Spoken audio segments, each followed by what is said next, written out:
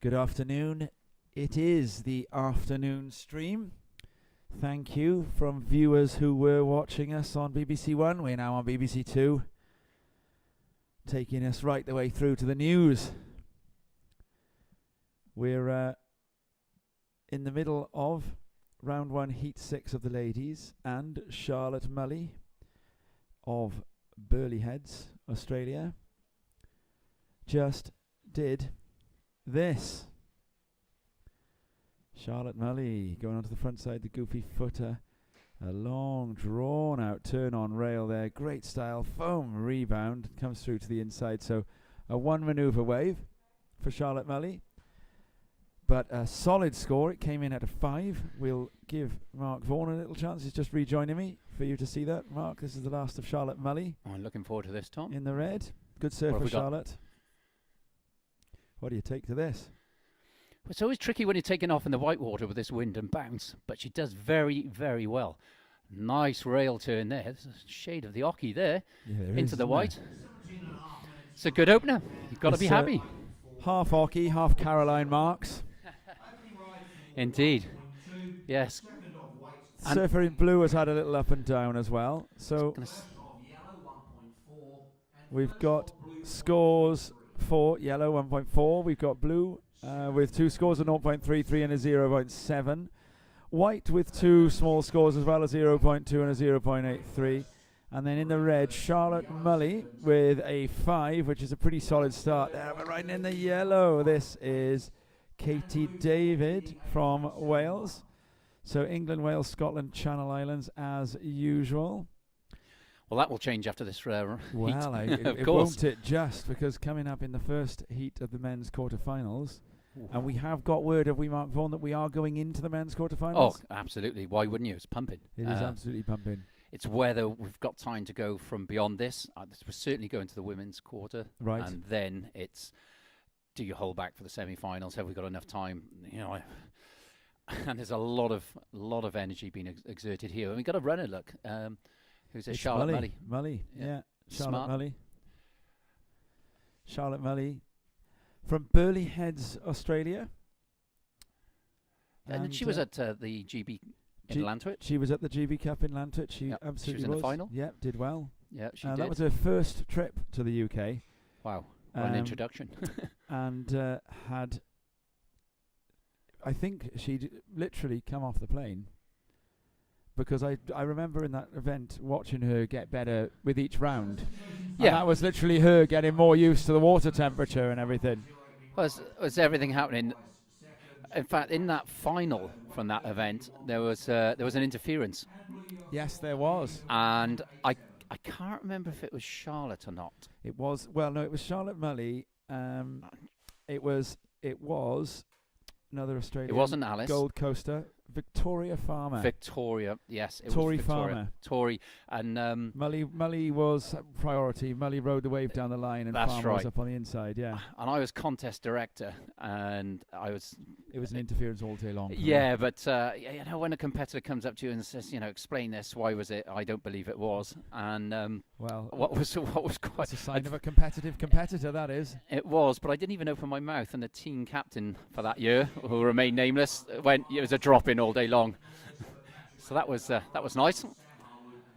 So I didn't have to do much of my contest directing, because it was done for me on that occasion. But look at these waves we have, Tom. Mully's making her way back. So she's run all the way up to the far end of the area and up and riding on the backside now. This is Katie David from Wales. This is an interesting ride.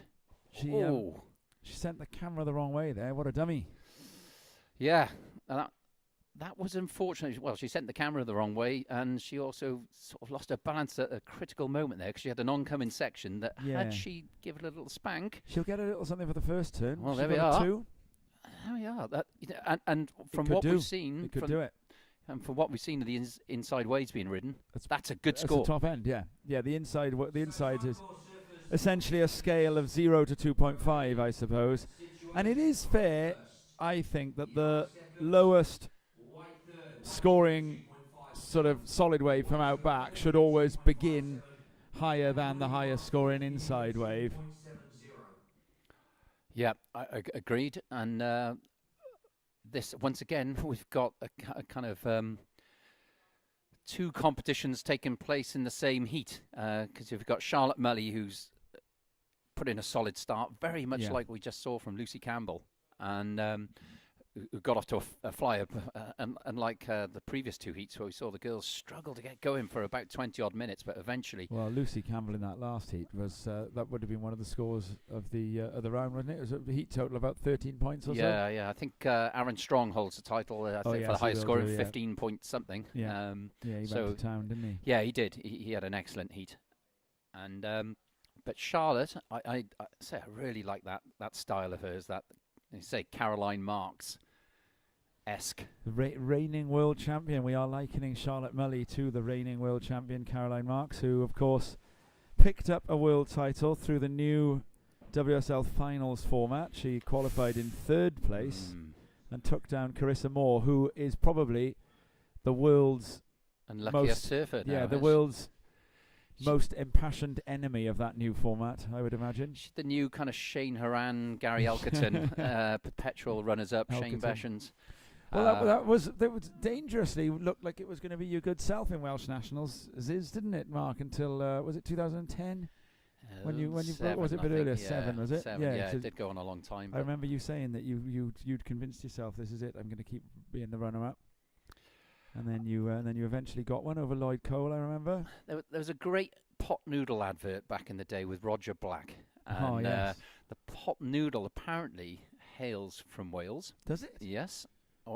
Really? I was told recently, now whether that's a true fact, I'm sure there'll be people Googling that. Vegetarian, a pot noodle, do you know that? Is a chicken vegetarian, a chicken pot noodle is a vegetarian dish. Okay, well, there was a great advert back after Roger Black famously finished with a silver medal in the 400 metres to Michael Johnson, who was just out, so far ahead of everyone else. The goat. And Roger was chasing down a pot noodle from the two sort of comical Welsh figures. And the final part of that advert was, "Rog, imagine this is gold, silver." And that silver that sort tag, of tag has been associated to a number of us since who like a perpetual second place finish. My old man loves saying that to me. Does he? Yeah. He remembers all the times you've come second more than the times you've come first. Yeah, I think we all remember the losses. Well, I do, more than the wins. Well, it's true. So, let's not get carried away here with pot noodles and talk of Wales, because you have to say in this opening women's round, the English surfers have been... The English surfers have really laid down a masterclass, and some very, very experienced Welsh competitors have found the running pretty hard. I just spoke to Jo Dennison. You've spoken to her. How's she feeling? Jo, she loves representing Wales. She wears her heart on her sleeve, and she's just like, she says things like, "I'm sorry," because she feels like she's let herself down and let her country down, but far from it. She gives everything, absolutely everything, and sometimes that's just the way it goes. Yaden Nicol, that's the name I've been trying to remember all day. Yaden Nicol, yeah. So what did Yaden Nicol do? Yaden Nicol made the final of the richest QS in pro surfing history, which was the Huntington USA Open with Kelly Slater about 8 years ago. Okay, I remember that was the biggest paycheck in surfing, wasn't it? Because Brett Simpson won it 1 year as well. $100,000. Yeah, and Brett Simpson beat Mick Fanning in that as well and won that paycheck. Right. Yeah. Well, I think it was. So did Slater win it? Well, what happened is Yaden and Slater paddled out for the final. It was 4 foot offshore, lovely. Right. And Yaden caught one wave in the last 30 seconds, which was a 0.5. It literally waited with priority the whole heat. Oh, goodness me. It was, just a heartbreaker to watch because you've been shredding. Felipe Toledo had a 0 at Chopu 1 year against Italo Ferreira early rounds. And but if you watch the heat, there wasn't anything in the whole heat that you'd have done. Well, obviously, I'd have done a lot differently because I'm not Felipe Toledo or Italo Ferreira, but there wasn't a lot that you could have seen that they could have done differently. Yeah, it's watching heats unfold online is a very, very interesting what he did was he had priority at the start of the heat.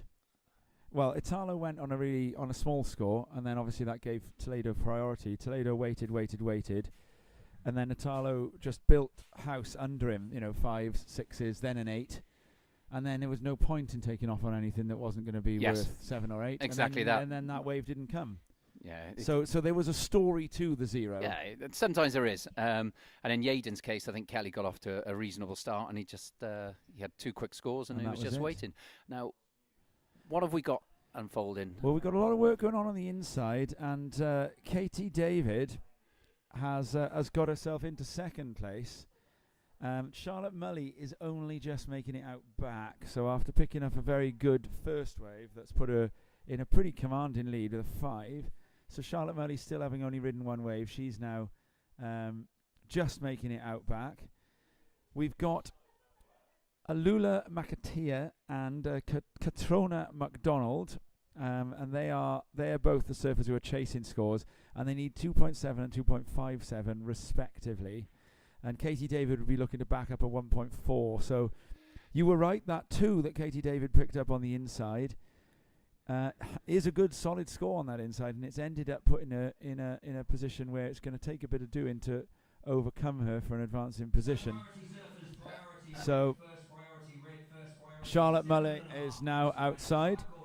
So they only give priority to the surfers who go out back, and so Charlotte Mully will be looking to see if she can pick up another score. So I would imagine, in a way, Charlotte Mully is kind of surfing against some of the other surfers from earlier in this event. So, you know, your Lucy Campbells and... Do you know what's it? Just something that's really come into my thought process here, Tom, while we're looking at these surfers and you know, Scottish and Channel Island surfers. One of the things I don't know whether you factored it into your thoughts or commentary today, but they've travelled an awful long way to be here. Huge journey. And some of them only made that journey yesterday. Here we got somebody in the white water. That's our surfer in white. And they've suffered heavier losses than the Welsh and the English so far. So a lot of those surfers have travelled here and then... well, we all know what it's like when you travel. You get that kind of arrival, and you get the jelly legs. And even some of the people that drove from Wales yesterday, and the Scottish team, they flew into Bristol. There was heavy traffic. There was 9-hour journeys from Wales down to the southwest last night. There was an accident, wasn't there? Yeah. And, well, you were caught in it. Yeah, we had an 8-hour journey. Rob and I and director Diana, we were 2 hours stationary with the engine off. On what's the name of that road that goes from the M4 to the M5? Is it the 49? M49, yeah. On the 49. Well, yeah. So our Channel Islands surfers, our Scottish surfers, and our commentary team have had a very, very taxing 24, 36 hours of travelling. And when you're confronted with conditions like this, not easy. And here we got inside paddle. But that is part of that learning experience, isn't it? So I think there was a little move there for the surfer in blue. Yeah.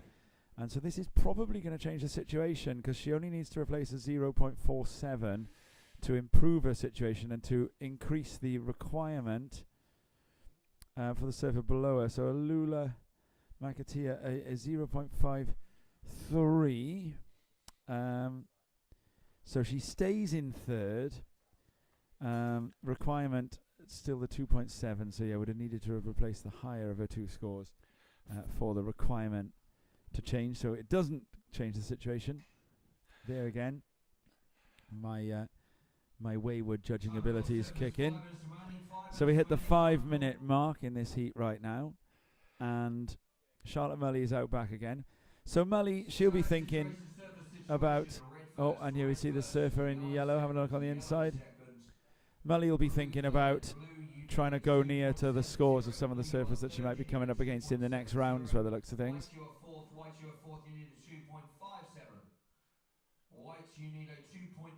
You hear the dulcet tones of Anton Paul. Do you know, Tom, I just stood up now, and as this, I mentioned it earlier in the previous heat, as this tide pushes in, there's a lot flatter bank, and that white water riding is just becoming more taxing to get far enough out to make it worth your efforts, because it's probably 50 yards from the dry beach on the sand before you get to even anything that seems remotely surfable. And then you've got the sweep that's starting to hit the rocks. So this is probably the last heat where you might get away with that, especially as the tide pushes up to the high tide mark, because you've got quite a shorey was breaking last night. Just under 4 minutes now. We've got quite a heat coming up. We've got 3 Welshmen in together in this next one. So the draw obviously keeps the nations apart in the first round, but after that, it's based on progression. So if you come first in your heat, you're going to surf against 1 first and 2 seconds. If you come second, you're going to get 2 firsts and 1 second. Tell you what becomes apparent to me, Tom, looking at that, is had I progressed in first, it would have been an all-Welsh affair. And a guaranteed, that would have been, that was the heat that you were in, wasn't it? Yeah. So it's and that was fine, not much in it. So Patrick there we go. Langdon Dark, Ryan Thomas, Sam Harwood, and Logan Nicol. And at what point do we start placing bets? You know, is that allowed between us, or is that against sort of company policy, our contractual obligations? We're not Newcastle United footballers. Mark. Well, when I meant bets, I mean not financial. We can bet each other trips to the kettle. Well, I was talking, 10 press-up fines and that kind of stuff. Nothing financial. Well, you've done plenty of press-ups in that heat out there earlier. You'd have to watch the footage back. We likened you to the Olympian Tom Daly for your triple sulco. Thank you very much. From lip to trough. It was later. It was later emulated. Ooh, I'm trying to buy. I think it was did Barnaby Cox surf after you or before you? After. Yeah, it was later emulated by Barnaby Cox. Oh, well done. Good lad. They I like did Barnaby. give Barnaby. I think it was him. I think they did give him a 0.2. Yeah, I didn't even get to my feet. No, you didn't. You weren't deemed to have, as they call it, hands leaving the rail. No, it's one of those that I realised I was too. I got hung up and realised I was too late, and then there was nothing I could do, and over you go. Well, get into the bottom of the wave and punch in through the water is actually probably a quicker way out back than getting pulled over by it anyway. Yeah. I mean, I gotta say, I wore one last night paddling out, which was one of those ones that takes you down to submarine level, And I had one of those right in a beach break. With a minute and a half left in a beach break in Sumatra a long time ago, and it looked like it was about 2 to 3 feet and fun. Oh, 2 surfers up and right in here now, Katie David and Lula Makatia, and that will impact the situation. David, the surfer who's got the advance in position, probably had the better of that exchange, I'd wager. So I think that probably, if anything, has solidified David's advance in position. So it's going to be eyes on Catriona MacDonald. Both the other surfers are paddling around, so Mully may finish this wave this heat on a 1-wave score. Oh, the surfer in white, Catriona MacDonald, looking for a 2.97. I don't think she was going to get that. I don't think Lula Makatia was going to get. Lula Makatia gets a 0.97, so Makatia needs a 2.83. MacDonald needs a 2.97. David does improve her position with a 1.8. So David actually increases it by almost half a point. So it looks to me as though this heat is going to finish Mully, David, Makatia, MacDonald. Now, Charlotte Mully ripping, but she'll be a bit frustrated to only catch 1 wave in this heat. Yet again, we go. And she'll be planning Mully to catch more than 1 wave next heat. For sure. Now, the English coach and management team are certainly going to be, desiring a bit more in terms of waves caught. Yes. I mean, there's nothing wrong with the surfing, first class, but not enough being done in terms of catching waves. Right on the death. Lovely late takeoff there from Katie David as she's going to be advancing. Yeah, so did that in Sumatra once, and there was this little beach break. It looked about 3 feet, little A-frames paddled out. Realised it was actually a little bit bigger than 3 feet. Paddled for the first. We're going to have a 2-minute pause here, by the way. Paddled for the.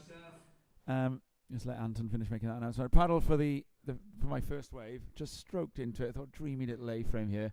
And as I got to my feet, I realised that there was a long way down. And I realised I was going to be, rather than go with the lip, I thought I might as well try and go ahead of it. So I jumped. And I actually can remember, as I jumped, hearing people on the beach going, in sort of sympathy and more Schadenfreude, I'd imagine. Yeah, I'm sure. Looking forward to the and it was an absolute pasting.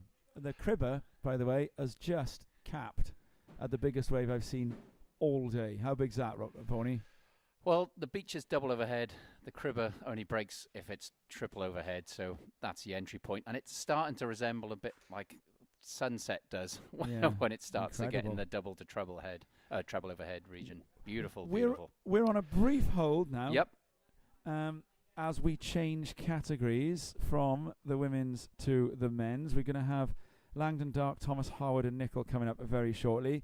So we're going to take a moment to let one of GB Surfing's stalwarts, Joel Gray, tell us a bit about the organisation and this event. Hey guys, Joel Gray here from GB Surfing. I'm a performance pathway manager and my role is pretty broad, looking across the whole of that pathway from the early stages, like what happens, what the provision is there, what the needs are, what the opportunity is, all the way up to our elite surfers on the progression squad and what's happening there too.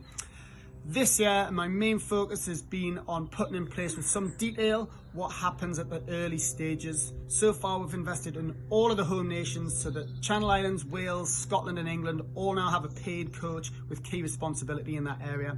Fact is, junior surfers UK-wide will be having more provision with their coaching, but really our aims are bigger than that. There's a real opportunity, I feel, to think about why can't GB lead in this whole coaching space, something that not only technically improves our surfers, but provides an environment that's super positive, super fun place to be for the surfers, the staff, volunteers, everyone involved in this amazing, beautiful sport of ours. As we step into this new Olympic age, there is a responsibility for us, I think, to look after what the sport means to so many people, but we're not in completely uncharted territories. One of our key forefathers, the Duke Kahanamoku himself, was a 5-time Olympic medalist. So I'm hoping we can follow in his legacy in more ways than one.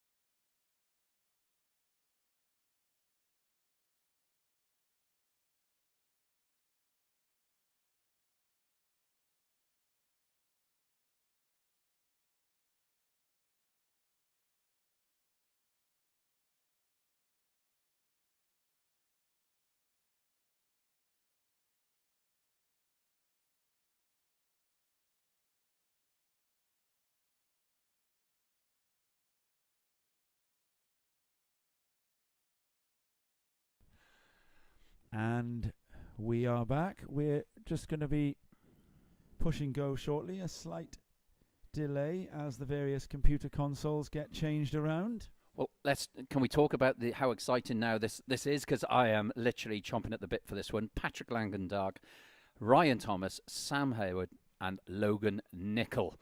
What a heat we have. I think he's the lone goofy foot. Am I right? Yes. Sam's natural foot. No, No? Sam I should know, he's in my heat. Howard was in your heat and got a really solid score for a front side. He's a kind of lanky, languid.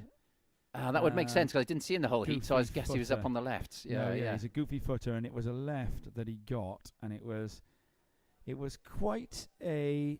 If I remember the wave, it was quite an unusual route to the score. It was a sort of a mid-face turn, and then a very, very critical close-out re-entry, which was one of those ones where it bobbles and it bounces, and it looked like he wasn't going to make it, and then all of a sudden he had made it, and then I remember Rob and I were having a bit of a debate. We were sort of saying this is one of those scores where it's either going to be like a 3 or a 7. Yeah.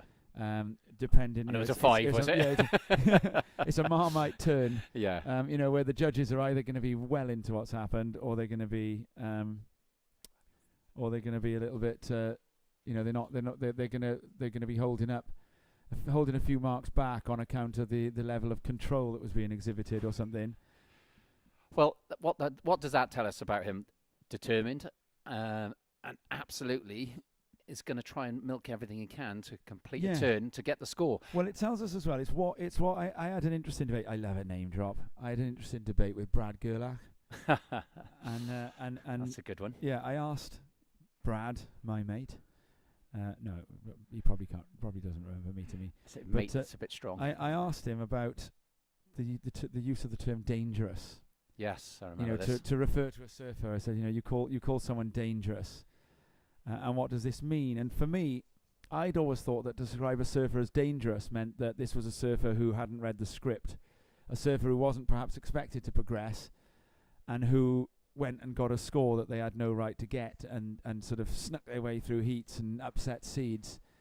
And Brad didn't agree with me in the slightest. He said the most dangerous surfer he can think of is Kelly Slater or Felipe Toledo, because they're guys who you can't turn your back on, because you can't play the priority game, you can't strategize them into the wrong part of the lineup. They will pick a wave off and they will find a score even if they haven't been given the right wave, and that's what he describes as dangerous. And so to that extent, Sam Harwood... There we go. Countdown. Yeah, so somehow I've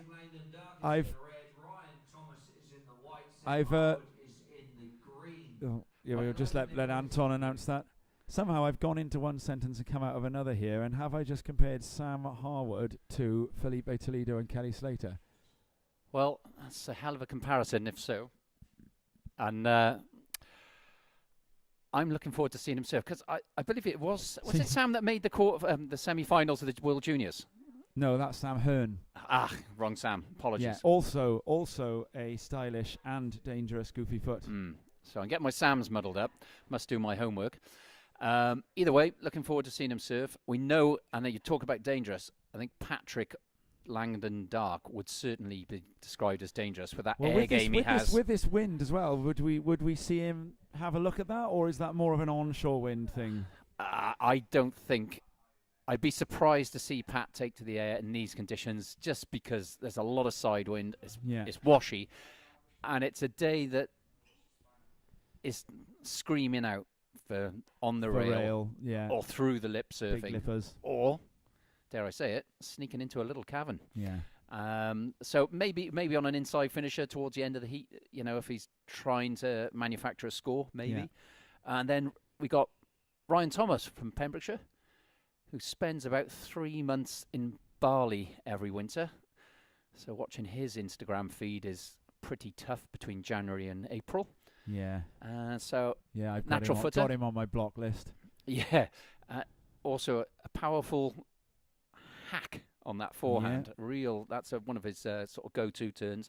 And of course then Logan Nicol, who's been on the contest scene now for a number of years, from Cardiff. Back-to-back Welsh champion. Yep. Year before last and the year prior to that, wasn't he? Yeah. Logan is one of those competitive surfers that I deeply admire, because he's what I call a trier. He does not give in. He does not give up. And every contest and every heat he comes away from, he learns and he applies what he's learned. And he's got results out there on the QS. He got a result in the Azores. Yep. Surfed really well in around here in very similar conditions to this, actually, in the Animal Open earlier this year at Boardmasters. Well, he's a big man. He took down one of those two deadly Basque surfers. I want to say it was Bitor Garito Nandia that he took down. I'll take your word for that once again, Tom. It was either him or Markel. Hispanic pronunciation was beautiful there, and as you're sat next to Diana, who is Spanish, I'm sure she'll correct you if you're wrong, and she's not. So, but Logan, he's a tall man. He's a big man. I don't know what he's weighing in at, but I would say not much of it be going to waste. I'd say when he stands on the weighing scales. Well, I would say he's an 82 kilogram guy, 85 maybe. So he's the Cristiano Ronaldo of Welsh surfing.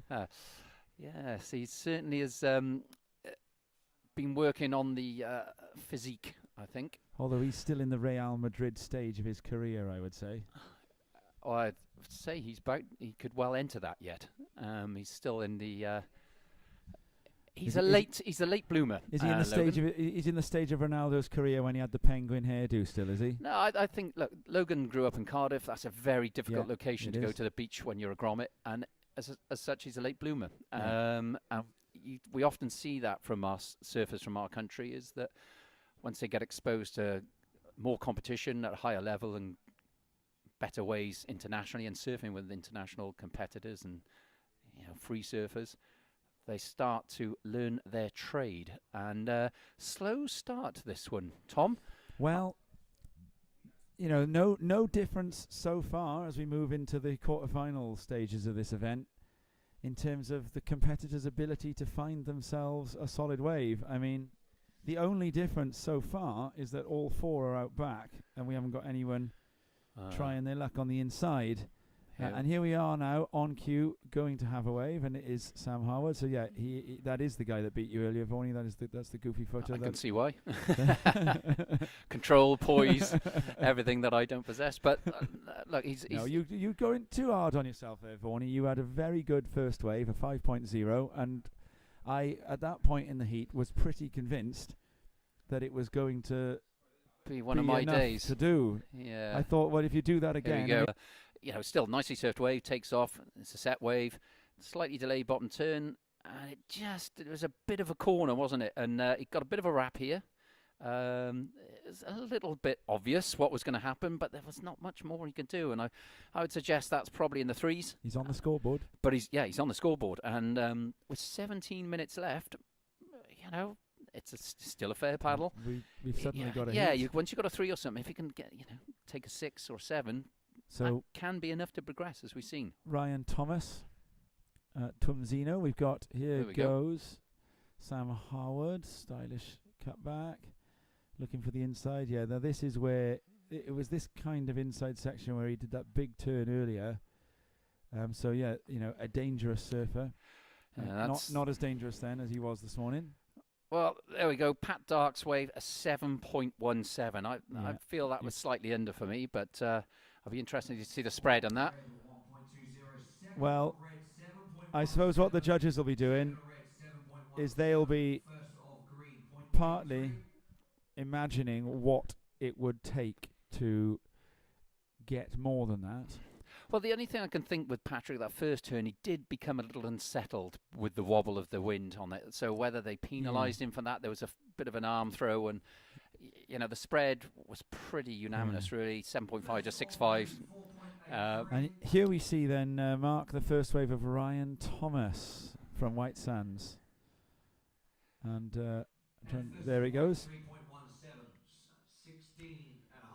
Inside closeout Rio here. Stylish. Yep, white water climb. White Ryan 3.17. I'm again slightly surprised by. We're still awaiting a score here. Sorry, I was looking at. Sam Harwood's last wave awarded a 4.0. Now, did we miss something 4.0. It seemed a little bit. Well, we were catching the end, perhaps, of what happened there. I tell you what it shows, if anything, is I think that the judges seem to be. They don't like downtime, and if you are going to spend downtime, they want to see you sort of moving smoothly around that rail.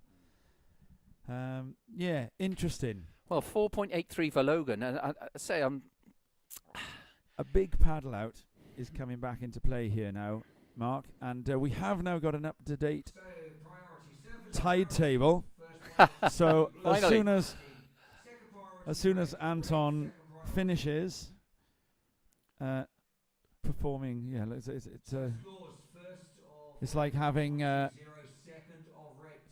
ears syringed when that announcer comes in your ear, isn't it? But I believe we're going to have it. So there we see today's tides. So it's going to be high at 25 to 6. Okay, so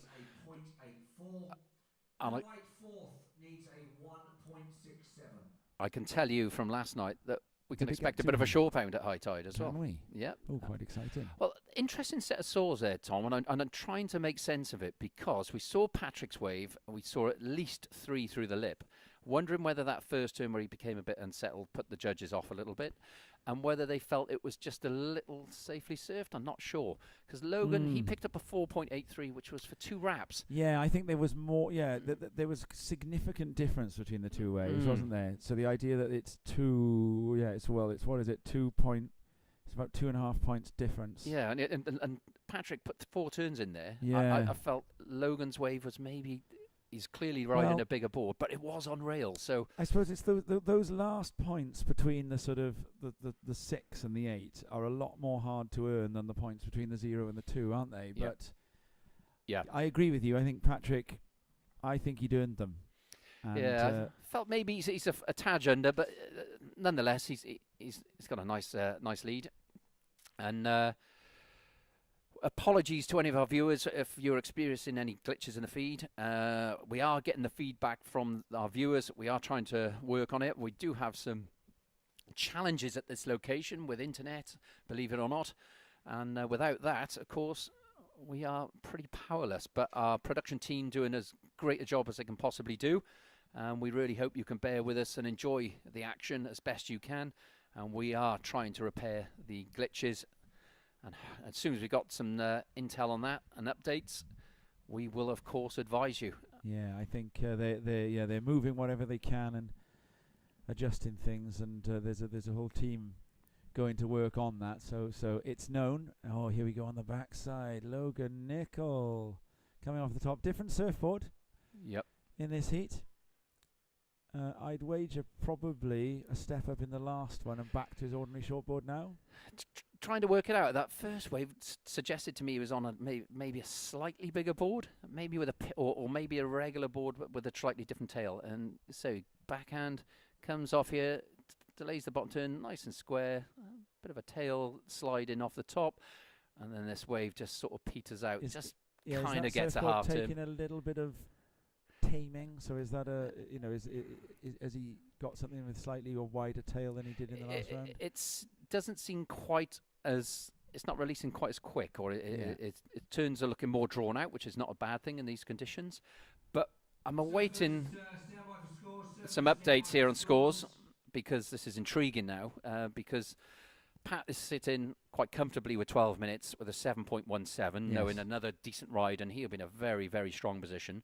Logan, he's got a 4.83. He's currently sitting in second. That last ride he probably knows isn't going to better his last.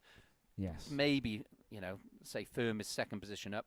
Ryan, only the one ride, 3.17. And Sam, there seemed to be something take place there, because there was a 4 dropped into his scoreline, and that's now And been now removed. it's a 0.83. Oh, here goes Patrick, and this one's a huge first turn on this. If he gets this lip off, if he'd got that, then surely we were going to see something beginning with an 8. Yeah, that first turn was just on the money. So smooth. It was really, really, really beautiful. And it's how hard he comes off the bottom here as well that is what's going to please the judges. Beautiful. Beautiful surf. And I think the wind just got under him then. The way he holds his arms as well in that backhand. One arm straight out one way, one arm down the other way. So he's got the two arms Pivot. at 90 degrees pivoting. Reminds me a little bit of Matt Wilkinson. Yes. Yeah. And the economy of movement in the arms that Matt Wilkinson would deploy. Do you know, with Pat, he's everyone knows him for his air game. But I actually like his backhand more than his front side. I think his backhand is exceptional. Yes, The timing of it when he gets it right, it's like he just did then. That was really, really nice. There we go.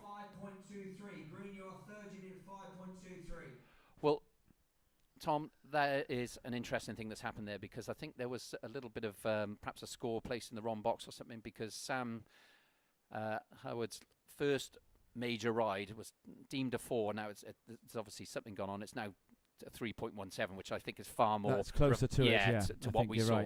Right. Well, let's not forget the judges have got replays. So what may well have happened is that there might have been a replay process carried out. Yeah. And the judges then appear to have changed their minds.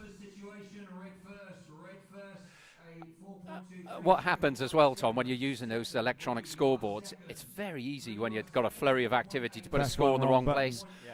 And you've got, the judge has got one quick view at it before they get that that benefit of reviewing or even just thinking through what they've just seen. So I think 4.23 for Patrick for that one. So that was for one manoeuvre. Yeah, and that was going into the 8s if he made that second turn. Absolutely. And a strong heat total there. Now 11.4. It would have got him through all of the first round heats, and it would have it would, yeah, Well, what we've seen from so far today is exactly it'll that. do. Anything once you break that 10-point barrier, you're pretty probably much your through. first or second. Yeah.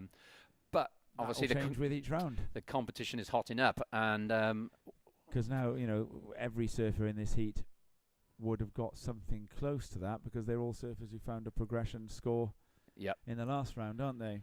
well, Patrick's in a in a nice position, a comfortable position. Logan is who's the closest to it now. He needs a 6.58, which is not an insignificant score. Obviously, could very easily be achieved out there. But Sam and Ryan, they're not 2 million miles back from Logan. A 5.23 for each of them required. That is highly obtainable. So Logan, if anyone out there, is probably going to be the most nervous and will want to try and put something under, in his scoreline. Yeah, that 3.57 is not going to do it, is it, by the end of this heat, you'd imagine? No. And you can see the judges don't mind throwing a few points Sam Harwood's way when they can. Ryan Harwood, Ryan Thomas. The judges have given him a nod earlier in a real clutch finish in his heat. I didn't know there was a ceremony took place during this heat, and we created Ryan Harwood, but yeah. I just got into my elevated position here, Tom. I had Can see some sets. Speaking of famous Ryans, there's obviously our dear friend Ryan Reynolds, who's brought such joy to Wrexham. Yep. And then another famous Ryan, I believe also Canadian, Ryan Adams, not to be confused with Brian Adams, who I think is also Canadian. And isn't Ryan Reynolds also Canadian? I believe so. So anyway, Rob, our co-commentator, is a very big Swiftie. Did you know this? I didn't. Do you know what a Swiftie is? Here we go. It's a fan of Taylor Swift. And Rob is a big Swiftie, and Rob was getting very excited that Taylor had re-recorded the album 1989, Taylor's version, as we were driving down in the car last night. And then he told me that Ryan Adams has covered it and started playing it to me, which I must say wasn't the nicest music I've heard all week. Matter of But opinion. after this, the rugby came on, and because I was driving and Diana was sleeping, Rob commentated England versus Argentina for me from the passenger seat. And do you know what? I didn't need 5 Live. I must say, of the commentary team, Rob is far easier on the ears than myself or you, and to the lady viewers out there, on the eye. Yeah. Here we go. We've got a paddler. Logan Nicol, and he jams one through that. I like the way that he projected out of that to look for a bit more speed. He's got some work to do here, and there's an inside section, comes off it, maybe a chance to go up in and out of this whitewater again, chooses to go over it and pull out. Good choice. Instead, saving himself a trip through the Dante Alegre bank. He's actually got a little window here of looking at this lineup because I'm stood up, and he's get that through was the lot. Yeah. Had he decided to bank a whitewater ride, that would have been taken him in that a little bit further. And here's the replay. Yeah, here we go. Through the lip, bit of a stab, and he's really working hard to try and connect this to the next section. Just say gets to it. I say it's a smaller inside ride. What would going up and vertical and over that whitewater junction the other way again have added to that score? Half a point? Possibly. I mean, the judges don't like much in the white these days. I mean, it's your action, maybe fractions, absolute fractions. But if you end that up could losing win by fractions. Yes. We've seen heats today be lost by fractions. So, well, he gets a 3.97 for that, Logan. Yeah, so I felt it better this last one, marginally. Yeah, It just looked a bit more. There's a bit more urgency to it. A bit more energy. So it's gone in under the wave of Patrick Langdon Dark, which was the one manoeuvre. So really, the judges, they're really after the biggest manoeuvres you can find on the gnarliest sections. Patrick wants to know what's going on. So any of us thinking that the beach announcer might be deafeningly loud, we've got no case whatsoever, because you can see there that competitors are asking for him to be louder. Yeah, I've enjoyed this heat, Tom. We've still got 4 minutes left, and cagey. It's like it's the England-South Africa of the tournament. Yeah, indeed. Oh, and here we go. Patrick up again. Oh, in and out. Throws away priority. Yeah. Not that he necessarily needs it at this stage, because he's in the lead. So of course there would need to be two surfers, both dropping scores somewhere around the 6-point range for Patrick to get leapfrog by anyone. But there's a really solid left-hander coming through. I tell you what, I'm looking at somebody out the front here. It's that Lois. Logan is back out there already. He didn't hang around, did he? And there's what was a great decision about pulling off and not doing that white water. He's back out there now. And you're exactly right, Mark. If he's then able to go and better that wave by half a point as a result of doing that, then there's the half a point made back, sure. And then some, because there's every chance that if he gets back out and gets priority, that he could go and post something 2 points more. Yeah, because an 8.8 total, probably just enough to shade a second place, depending on the heat outcome. But you might need to do a little bit of tactical priority use. Yeah, need to up the ante if he wants to go through to the final. But let's say probably on form, you would expect Patrick and Logan to be in this position at the stage of the heat. I think so. But in these conditions, Tom, it takes one move, one tube, and all that changes in terms of who's progressing. Now, Ryan Thomas has a little look, and I think he's going to be punished with a wall of white water to the noggin. Ooh. And I think You're right Ryan Thomas, I think, Mark, that he has, by paddling for that wave, turned round and found that famous... Yeah. Oh, maybe not. I think he might get out of it. So that foam, the foamy white water there is very, very difficult to paddle in. You can't push water out the way quite the same when there's that much air in the surface of the wave. But I think Ryan is actually going to get away with it. Well, I tell you what you like, Tom, which I'm sure you're aware of, is a grandstand finish. I do. And we have one once again with the surfer in third position, needing a priority and in priority. And we have Patrick smacking one. And that also looked like Sam Harwood using his priority off the end of that. He heard you say grandstand finish and Yep. Now Sam Harwood, just to recap to our viewers what happened there, Sam Harwood had priority, so could take off on that wave. Patrick could perhaps see him down the line. First turn. Oh, Logan up. So did Harwood... So what? Yeah, why did Harwood pull off that then? Is it because the wave didn't offer anything? Quite so simple. He kept Langdon Dark off. Well, Langdon Dark took the wave, did a backhand smack, and it looked like Harwood taken off further down the line. And I say, priority has changed, so that did happen. And I think he took that way thinking this is going to offer something, and it just literally, as he took off, just went hit deep water. End of sport. He's lost priority. There's a minute left, and he's chasing a 5-point.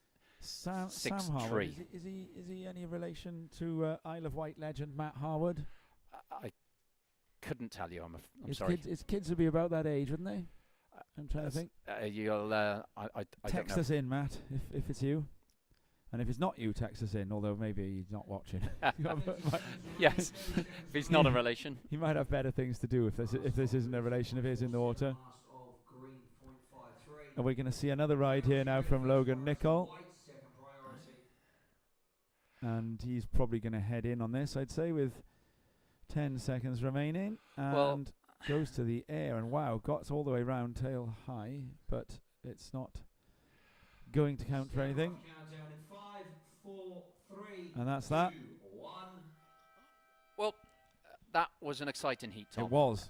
Ryan Thomas there didn't happen for him. He was out of sync, and he'll be disappointed with not to get a second ride at least. But Harwood did his best. Yep. You've been avenged. Well, the boys have avenged by Victor, but I got to say, Sam just seemed out of sorts in that heat. Couldn't hook into anything. And again, we're getting a reminder. Apologies for any visual glitches on the feed. We are hearing the feedback from you guys online, and we're working on it. Bear with us.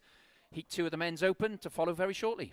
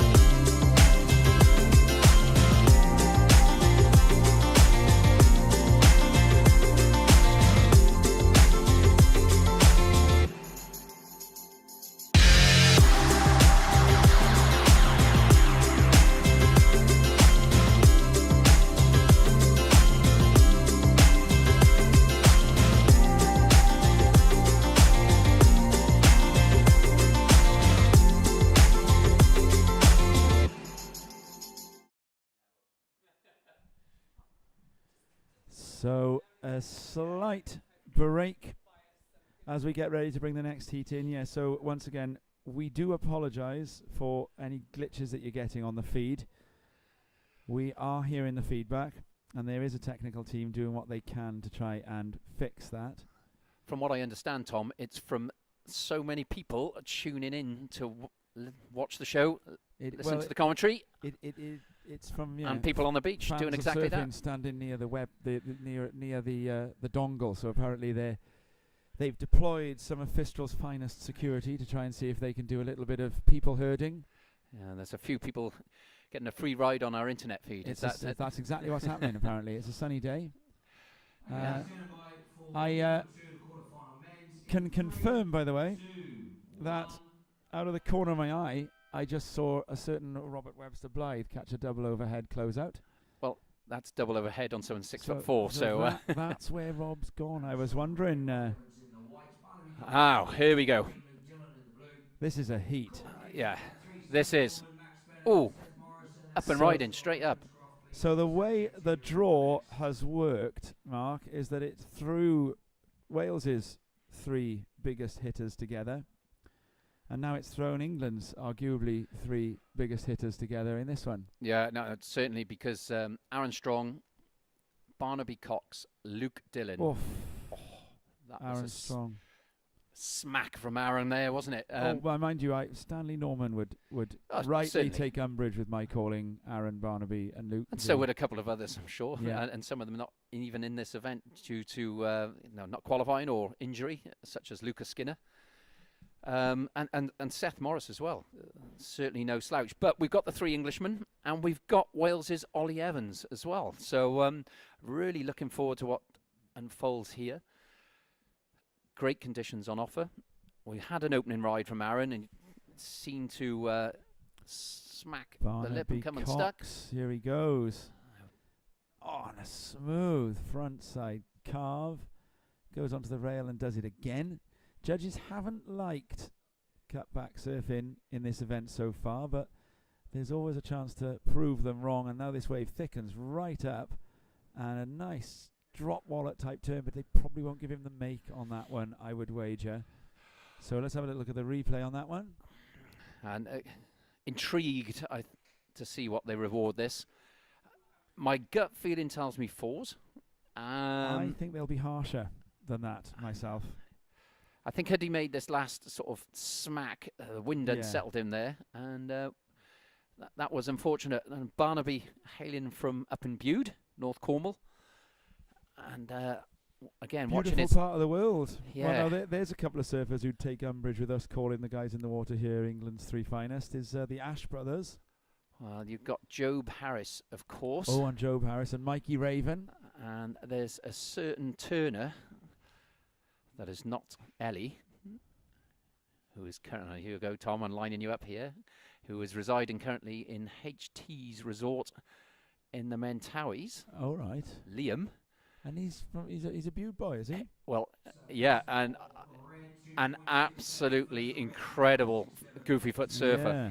So you've got the Ash brothers, Job Harris, and Liam, and then of course you've got, I believe Liam's from Bude, so if I've got that wrong, my sincere apologies. But then of course you also have Stanley Morgan and Barnaby Cox. So that right. is, wow. There's an English team in itself. So Mike Raven, I think a previous British Cup finalist. The event, of course, used to go mobile around the UK. Yep. And 4 stops. He was a finalist at Rest Bay. Wow. Here we go, up and riding. Luke Dillon. You always remember. Yeah, Luke again now looking to see if he can find some lip, and does there. Well, I really, really like that turn, I've got to say. I just think it's creative. It's gung ho. And we've It's got somebody at the adventurous. back. White. We've got the surfer. Yeah, so White is riding and has fallen off. There we go. Chance to see Dillon. Oh, I really like the way that he drops out of that thing. Yeah, sorry, viewers back home. We had things happen simultaneously It was there. in We had and the out for replay. Ollie Evans, so it turned out that going with the replay was Yeah, It was a cost-free chance to see Luke Dillon's wave. What I love about Luke's surfing is it's just the power. Yeah. You see it straight off. At that first turn, bang! That second finish, probably the most critical finish we've seen on the Sizey wave today. It's the way as well that he gets down ahead of this lip. He knows what this lip is doing on the inside here. Yeah. And he knows how to make that as critical as it can be without actually blowing the maneuver. He knows how to find that extra 1%.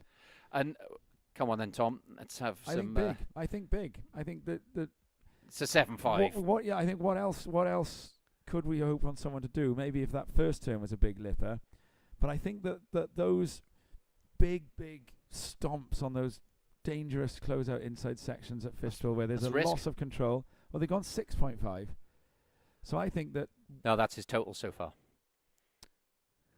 It's a one wave total. Oh, sorry. So looking at the one above. One wave total. So 2 judges went 7, 1.65, and 2 went 6. Okay.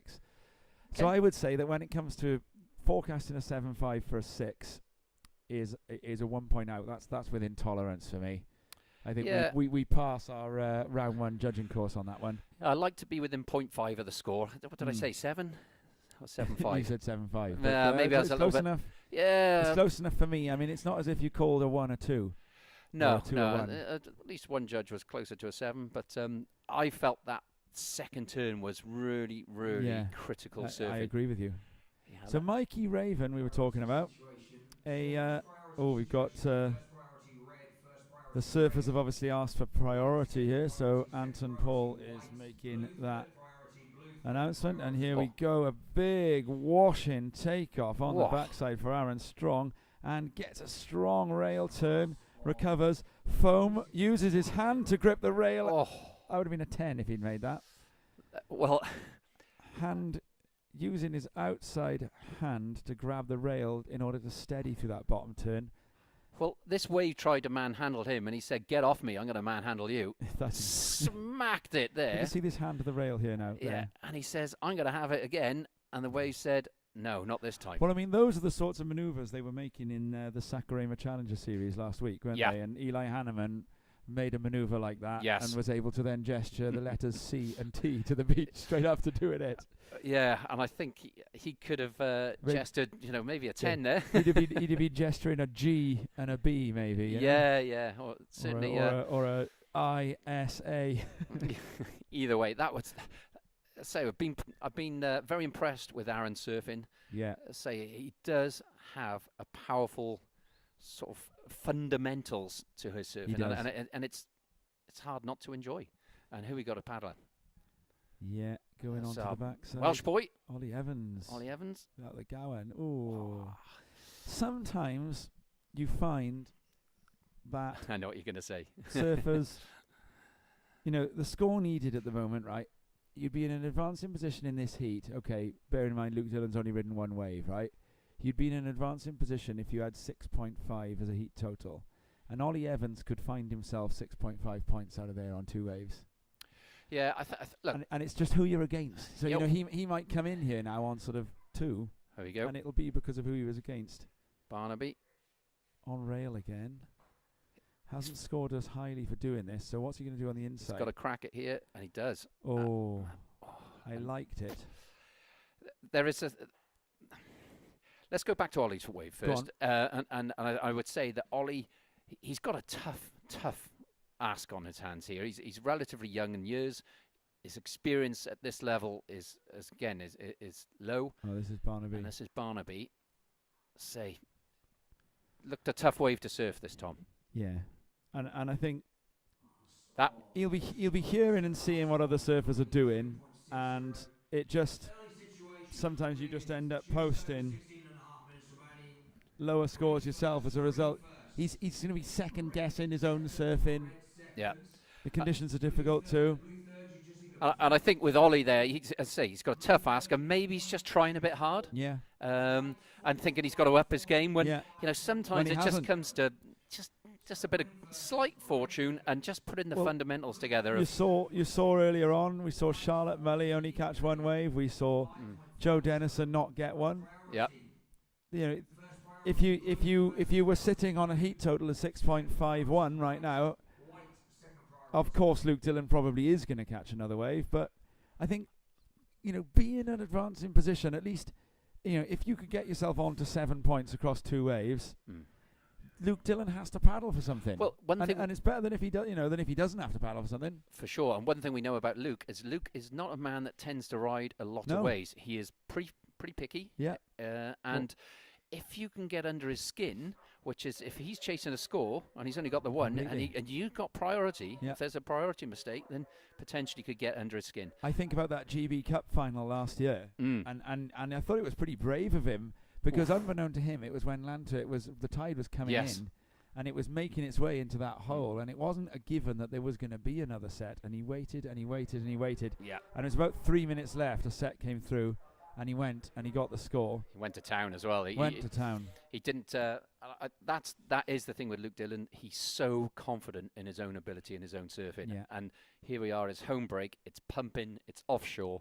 Why wouldn't he hold that confidence today? So we'll see what Luke brings. But He but doesn't- for all that, Barnaby Cox is the heat leader at the moment. Yeah, he is, with his total of 8.6. So that approach of taking off on those shouldering right-handers and weaving back and forth has worked for him. A 5 and then a 3.6. Yeah, and Now get into double 5 figures. there, right? Is that what they originally gave him for that, or has that score also been changed? No, slightly? that was the original. That was And the original. again, there's a 2-point spread. We had one judge giving it a 4.5 and another giving it 6.5. So that's quite That's a big difference. spread, yeah, it's a Yeah, big 2 spread. points.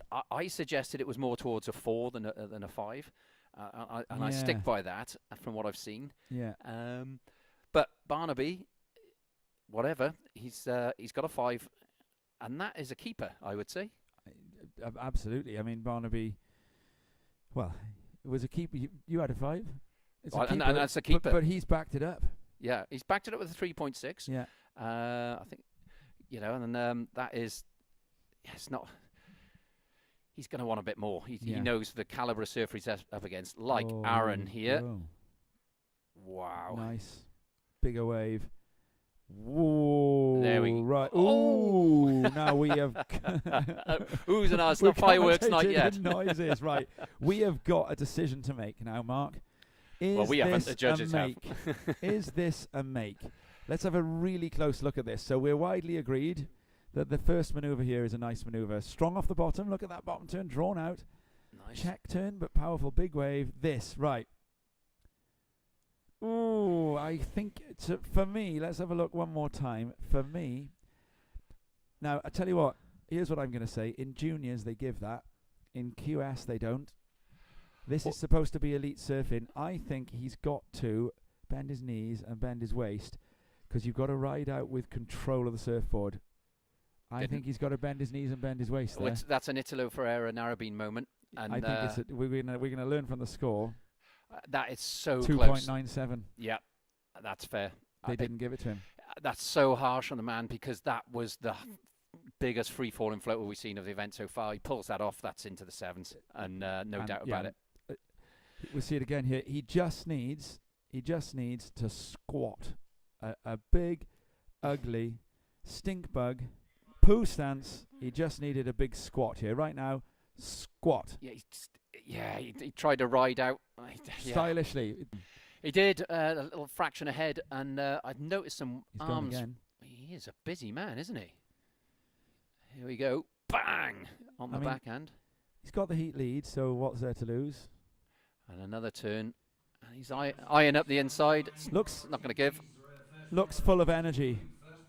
No, he doesn't have the lead. It's Barnaby has the lead. Aaron. Sorry. Yes, Aaron needed that score, and with Luke with only one wave and it's a 6.5, then he knows he has to put something of significance on the board with only 11 and a half minutes remaining. This is exactly what I was just saying. Ollie Evans could also have been doing, because Luke Dillon, we know he's going to sit there and we know he's going to keep calm, and we know he's not going to mind. So here goes Ollie Evans.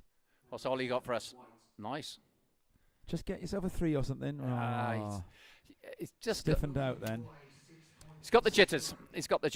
And still time. Luke, now we know he's going to sit there. We know he's going to wait, but every half a point you can add to that requirement for Luke, you just, he picks the wrong wave, it closes out. Yeah. Something goes wrong, you just need a fin to bobble or something, and then all of a sudden that pressure is all paid. And well, as I say, if Barnaby's in control, he's in first position, and he knows that if he can better his 3.6, which I'm sure he can, because he already has a 5 scored, then he's going to improve his situation. He's already in the lead, so everybody else is chasing the game. Aaron is looking like the man with energy, the man in form, but he's just falling at the wrong time. And this is Luke Dillon. Oh, he's going to lose giving up priority. Or was it Barnaby Cox? No, it's Luke Dillon. And that, as you were just alluding to, Tom, could be the mistake that changes things. Yeah, it's Luke. Well, he only needs a 1.07, but the difference is that somebody can now actually stop him from riding a wave altogether. And you can see now Aaron Strong has turned and begun heading towards him. Is it a little bit early in this heat to start dribbling into the corner flag? Probably, but it's about applying pressure. You want to put... Luke's the guy to beat in this heat. He's renowned for his big, stronger wave surfing. He's the defending champion. He's on his home break. He carries confidence. He is the man to beat. So, why not get under his skin? Yeah. There's a solid wave coming through there. Oh, here we go. Got to take her. Barnaby. Oof. It's a bit hung up. Well, he's made it. Got some work to do. Ooh. Oh, did all the work. Yeah. There's a lot. Big fat there wasn't a lot after it. Yeah. So perhaps he could see that. Oh, eyes then on Dillon and Strong, red and blue. This is starting to get pretty tense now. Yeah, and look, they're Luke close to each other too. Yeah, Luke won't panic yet, and I'm predicting that we're going to see 2 big rides come. Well, I think all 3 surfers in the green, red, and blue vest are going to put down another bigger scores. You're right. There's still a third of this heat left. Yeah. So why not? Yeah. Yeah, with the high tide as well. With the high tide, the water's getting deeper. There's more washy. scope to get back out. It's washy. There's more shoulder. So I think that there's the number of surfers riding waves is going to increase from here. When you're approaching the 5-minute mark in a heat, Tom, and you've done plenty of heats in the years, is that the time, if you're chasing the score, you start to feel a bit jittery and a bit panicked, or are you still... or even if you're watching a heat, CT level, and your surfer's got to get through for your fantasy team. I'd say that, obviously, it depends the conditions ever so slightly, right? Yeah. So the size of the playing field changes it up. For me, it's inside the 3-minute mark where I would start to think about doing something silly like moving from where I'm sat. Yeah. So if I've decided the score is coming, I'm sitting top of the peak and the score's coming through here, it will be about 3 minutes before I'd move. Aaron Strong. So has flirted 2 or 3 times with giant scores in this heat, and 2 or 3 times has fallen a bit short. Right. Now this time... Did he fall again? Well... He says to the judges, give me the score. So he is angry about not getting the score in the last one. But we have agreed. No, when he watches that replay of that big floater, I think he'll see that. He just needs the ugly squat. And I think, why leave the judges in any doubt? So here you go, ready? And squat. No, I think they will give him the Yeah, they'll give him that. 7 minutes remaining. But again... If you do that big squat, you're always getting the score. If you stand tall or you gesticulate in some way, he's just putting a question into the judges' minds. Is that ridden out of? I've seen it not given. Yeah, we got somebody on the backhand. That'll be Ollie Evans. Under the lip. Oh, I like that. Yeah, he got away with that one. He's got a section here. Yeah. Now this is going to be his score so far. Close out Rio. Just keep you cool here, Ollie. He's got in a big and out. section. Make sure you make Does it. well. And he's going to chance for right. Okay. Yep, he's going to be on the board. He's going to be within striking distance of Dillon as long as Dillon doesn't ride another wave, isn't he? Well, let's say you've got to make your waves, and as we've seen from Aaron, who's surfing exceptionally well, and the best surfing of the heat. Yeah. He's just not convincing the judges, and that's the only thing that's important. convincing the judges that it's- you've ridden out of Yeah. those turns, those manoeuvres, those floaters, the Rios, whatever they are, and Ro- you've convinced them Rob, that you've Rob done and it. I have we've toyed over events here at giving different names to that manoeuvre on the inside. So 2 years ago, we'd called it the Skinner Stomp because Ben Skinner, albeit on the longboard, Oh, he knows is how the to make 'em. master of just assuming a big, steady, low center of gravity position to ensure that that last cheeky nose ride or that last cheeky roller coaster is put in the bank. And then this year, Camilla Kemp, the German surfer, There we big go. bomb. This is Dylan. And this is probably, well, and there we go. The pressure. 1.07. Do they He's give done it to him that. for the bottom turn? Yeah, he's done the 1.07 there, so he's going to move into Second because of a bottom turn. yeah. But Aaron Strong. Dylan needs more because Aaron Strong has posted a 5.5. They've given him the make for that last manoeuvre. Yeah. Dylan needs 2.1. And now he maybe doesn't get that. I think when you look back at Aaron's last ride and that kind of gesticulation towards the judging tower to say, Yeah. look, you're going to give me the score this 5.5. time. That was enough to convince. And I don't think that is 2.10. If he stuck it, it was in the If 4 it or stuck it, 5s. it was huge if he'd stuck it. Yeah, maybe more. But yeah, unfortunately for Luke, he has it to 1.67. My goodness, it Well, couldn't be much closer. We're Tom. going to have to see Luke. Is that what they've given him? 1.67. Wow. Yeah. So we're going to have to see Luke is going to have to get busy at this kind of mid-bank now. Luke needs a 2.1. Ollie Evans gets himself a... We're Still to waiting. drop, actually. Still to drop. He's going to end up needing a 4-ish, Ollie Evans. And we've got a surfer up and riding here, and it is... Barnaby. is that- Barnaby Cox. And Yep. now that's the surfer in second. And he's looking to replace a 3.6. Will he have done that for one manoeuvre? Well, certainly possible. 3.6. Didn't quite sort of cross the screen there. Was it? Here we go. You'll get it on the replay screen now, Mark. Let's have a look. Ooh. Was a gaff, wasn't it? It's a gaff. It- So the last of Ollie Evans is a 4.13. He now Wow. needs a 4.48 to get through this heat.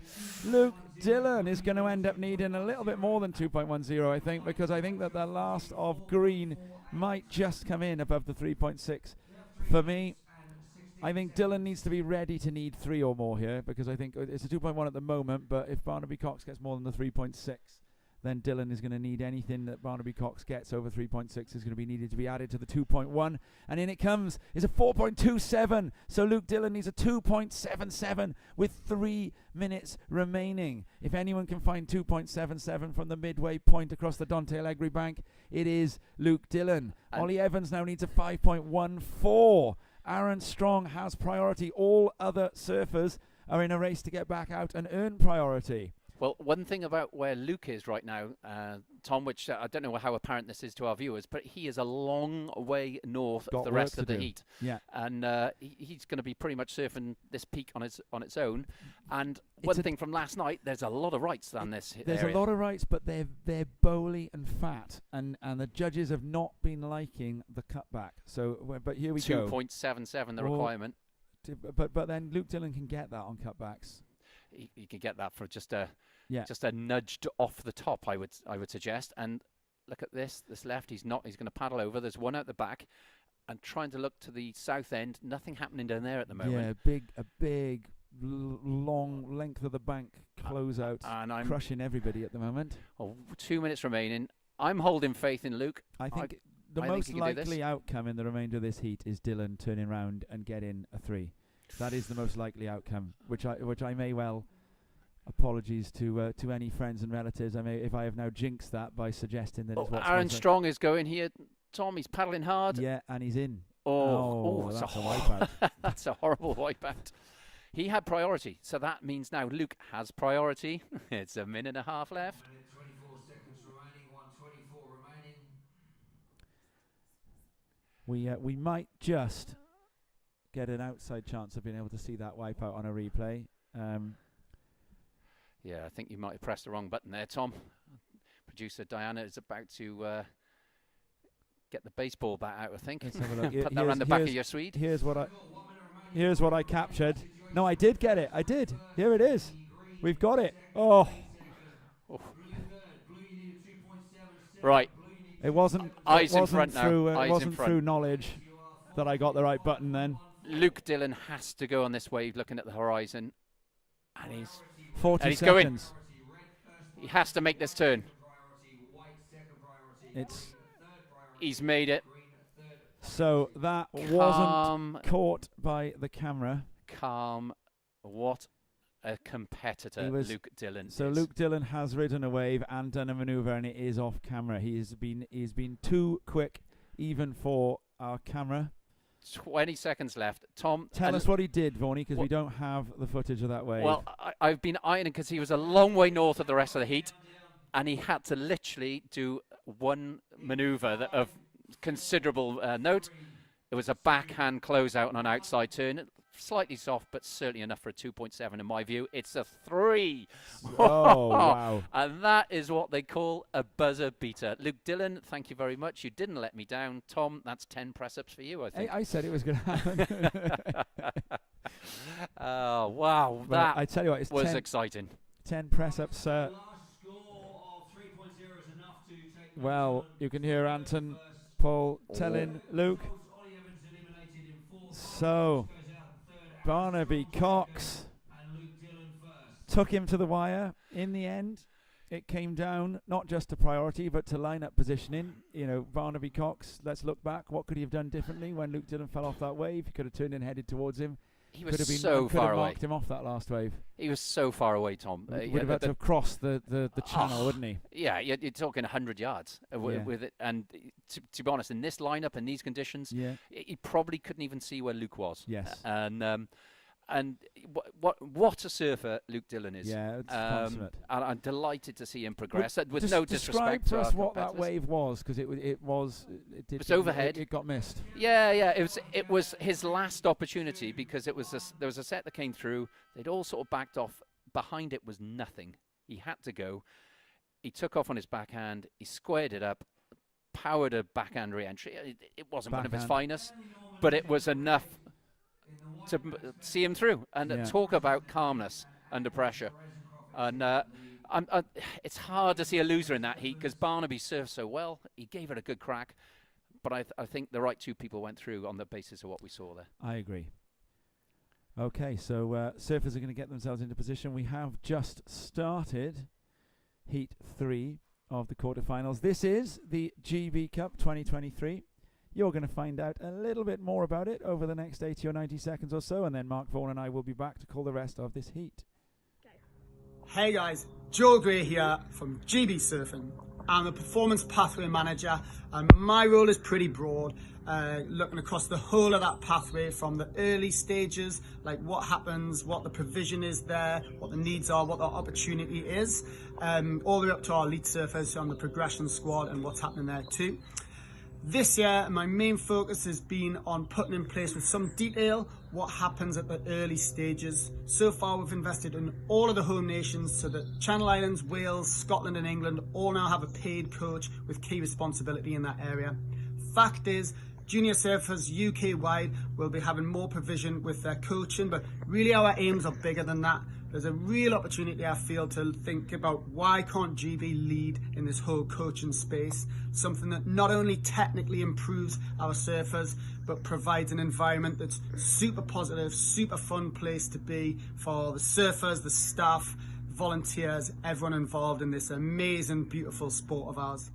As we step into this new Olympic age, there is a responsibility for us, I think, to look after what the sport means to so many people, but we're not in completely uncharted territories. One of our key forefathers, the Duke Kahanamoku himself, was a 5-time Olympic medalist. So I'm hoping we can follow in his legacy in more ways than one. Joel talking there about Duke Kahanamoku, an Olympian. Of course, it was actually as a result of Duke Kahanamoku's participation in the Melbourne Olympics in the 50s that surfing was much more widely introduced to Australia. A demonstration given by the Duke Kahanamoku, the Waikiki guys, the surf team, when they were down there in Melbourne for the Olympics, one at Avalon Beach and a couple of other demonstrations across the east coast of Australia, is what allowed those first pioneers of Australian performance surfing to see how it could be done. And watching on the beach in Avalon that day, a little schoolboy, Nat Young, Midget Yes. Farrelly was there, Nat Young, what a Britain's surfer. own Rodney Sumpter, and that was that. That was the birth of performance surfing in Australia. Nat Young and Gary. Nat Young of Angourie, yeah. So he came from Avalon, or from just round the corner from Avalon. Name the beaches. Collaroy. Nat Young was from Collaroy originally. Okay. Here we go, up and riding in this next heat. It is Seth Morris on the backside. Dags a rail, but still manages a nice turn. Awkward bottom turn, good turn. 3, He's maybe less. yeah. Look, he's Let's underway. see. And as we saw in the last heat, Luke Dillon progressed with a 3 in the last moment. Yeah, so he did. Yeah. why not get it Why under the not? belt? And not too much of a paddle out. Now, Stanley Norman again going for the hat.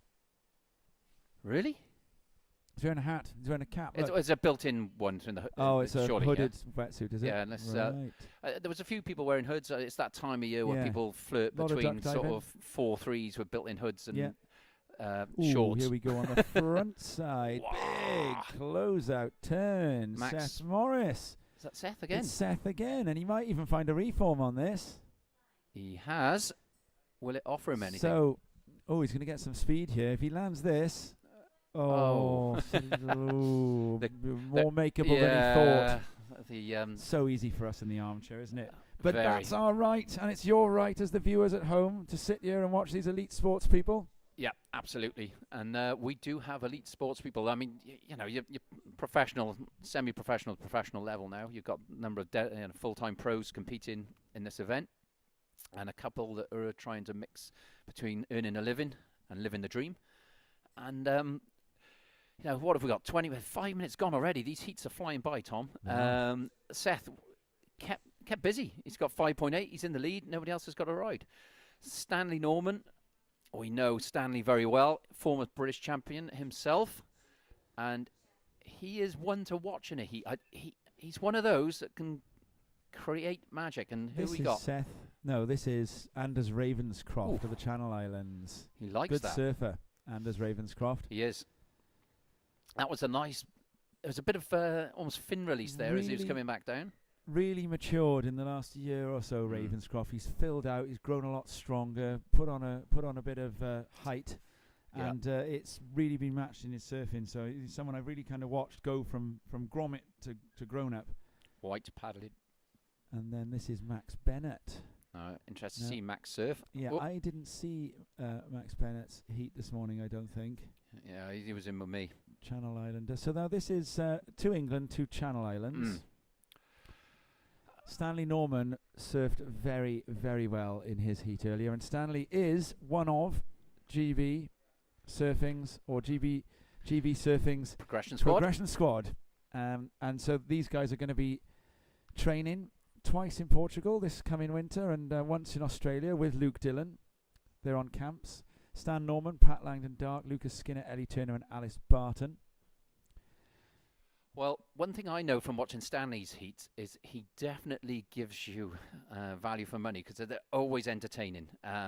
He does put it on the line, Stan. He's not afraid to throw a big turn and, a Hail Mary, and if it doesn't come off, it doesn't come off. And to claim waves and get emotional about whether he has or Yeah. hasn't got the score. And that's an interesting thing these days, Tom, because a lot of competitive surfers are now throwing the claim Yeah. again, where it's kind of deeply frowned on in our Well, time. it was in our time. It was completely unacceptable, wasn't Yes, unacceptable it? I behaviour. remember Colin Garrett pulling into some sort of triple inside-out slab in El Quamau, rolling around on the foam ball, disappearing from view, coming out airborne in the middle of the spit, and then kicking out. And the only thing he cared about afterwards was that he was worried that the way he'd kicked out had looked like a claim. Here we go. We got It's going to be White up needs and a big riding. turn here. Yeah, lot of work done to get this far, and he's probably missed the points. so Would you that's a say? nice turn. That is a nice turn. It's on the flat section. This has got to be a big hit. And Well, it is. Yeah. But I think the judges will still cap that score, though, because of the amount of work done on the outside where there wasn't a manoeuvre. But that hit there was a lot of downtime, wasn't there? And here we go, red. Norman. Oh, that was nicely done. I like that. Yeah, a bit of work on the rail. Yeah, so got some speed coming through the inside here. Oh, and just bogs a rail. We get a little chance now to look at this finish from Max Bennett. That is a really nice turn, and the wave is big by the time he gets to the bottom of it. Yeah, the epicenter of the like power that is coming turn. towards him, and that's always difficult to Ooh, come it's off and come I back find round. that very hard to work out what the judges are going to do there. I think it's not going to go over a 4 just on account of the fact that he rode it for so long out back without doing a turn. The one turn he did, though, once he did get If that turn had been out back, it would be a 4. yeah, on a heavier section. Unfortunately, it fattened out But for him. they It was weigh nice it. Yeah, surfing, though. they weigh it up based on where it is on the wave, don't they? So one thing I remember from last year's GB Cup Atlantic Major was that the Channel Islands team, they all seemed blessed with a beautiful style. Yeah. It's always been the case. Yeah.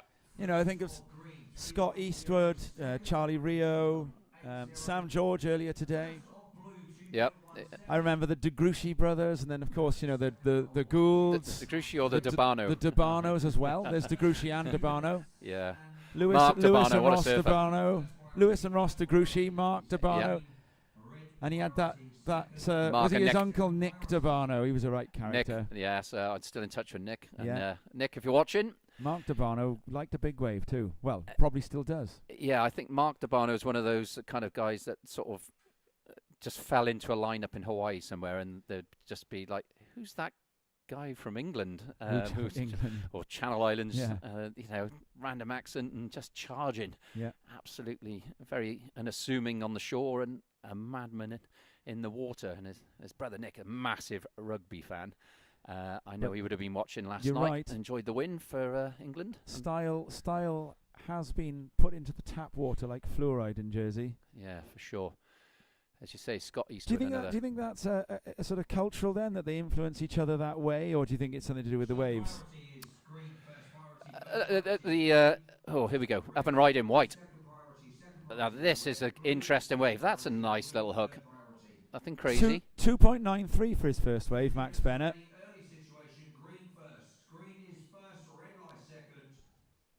And this, I think, will probably, if he does something big here.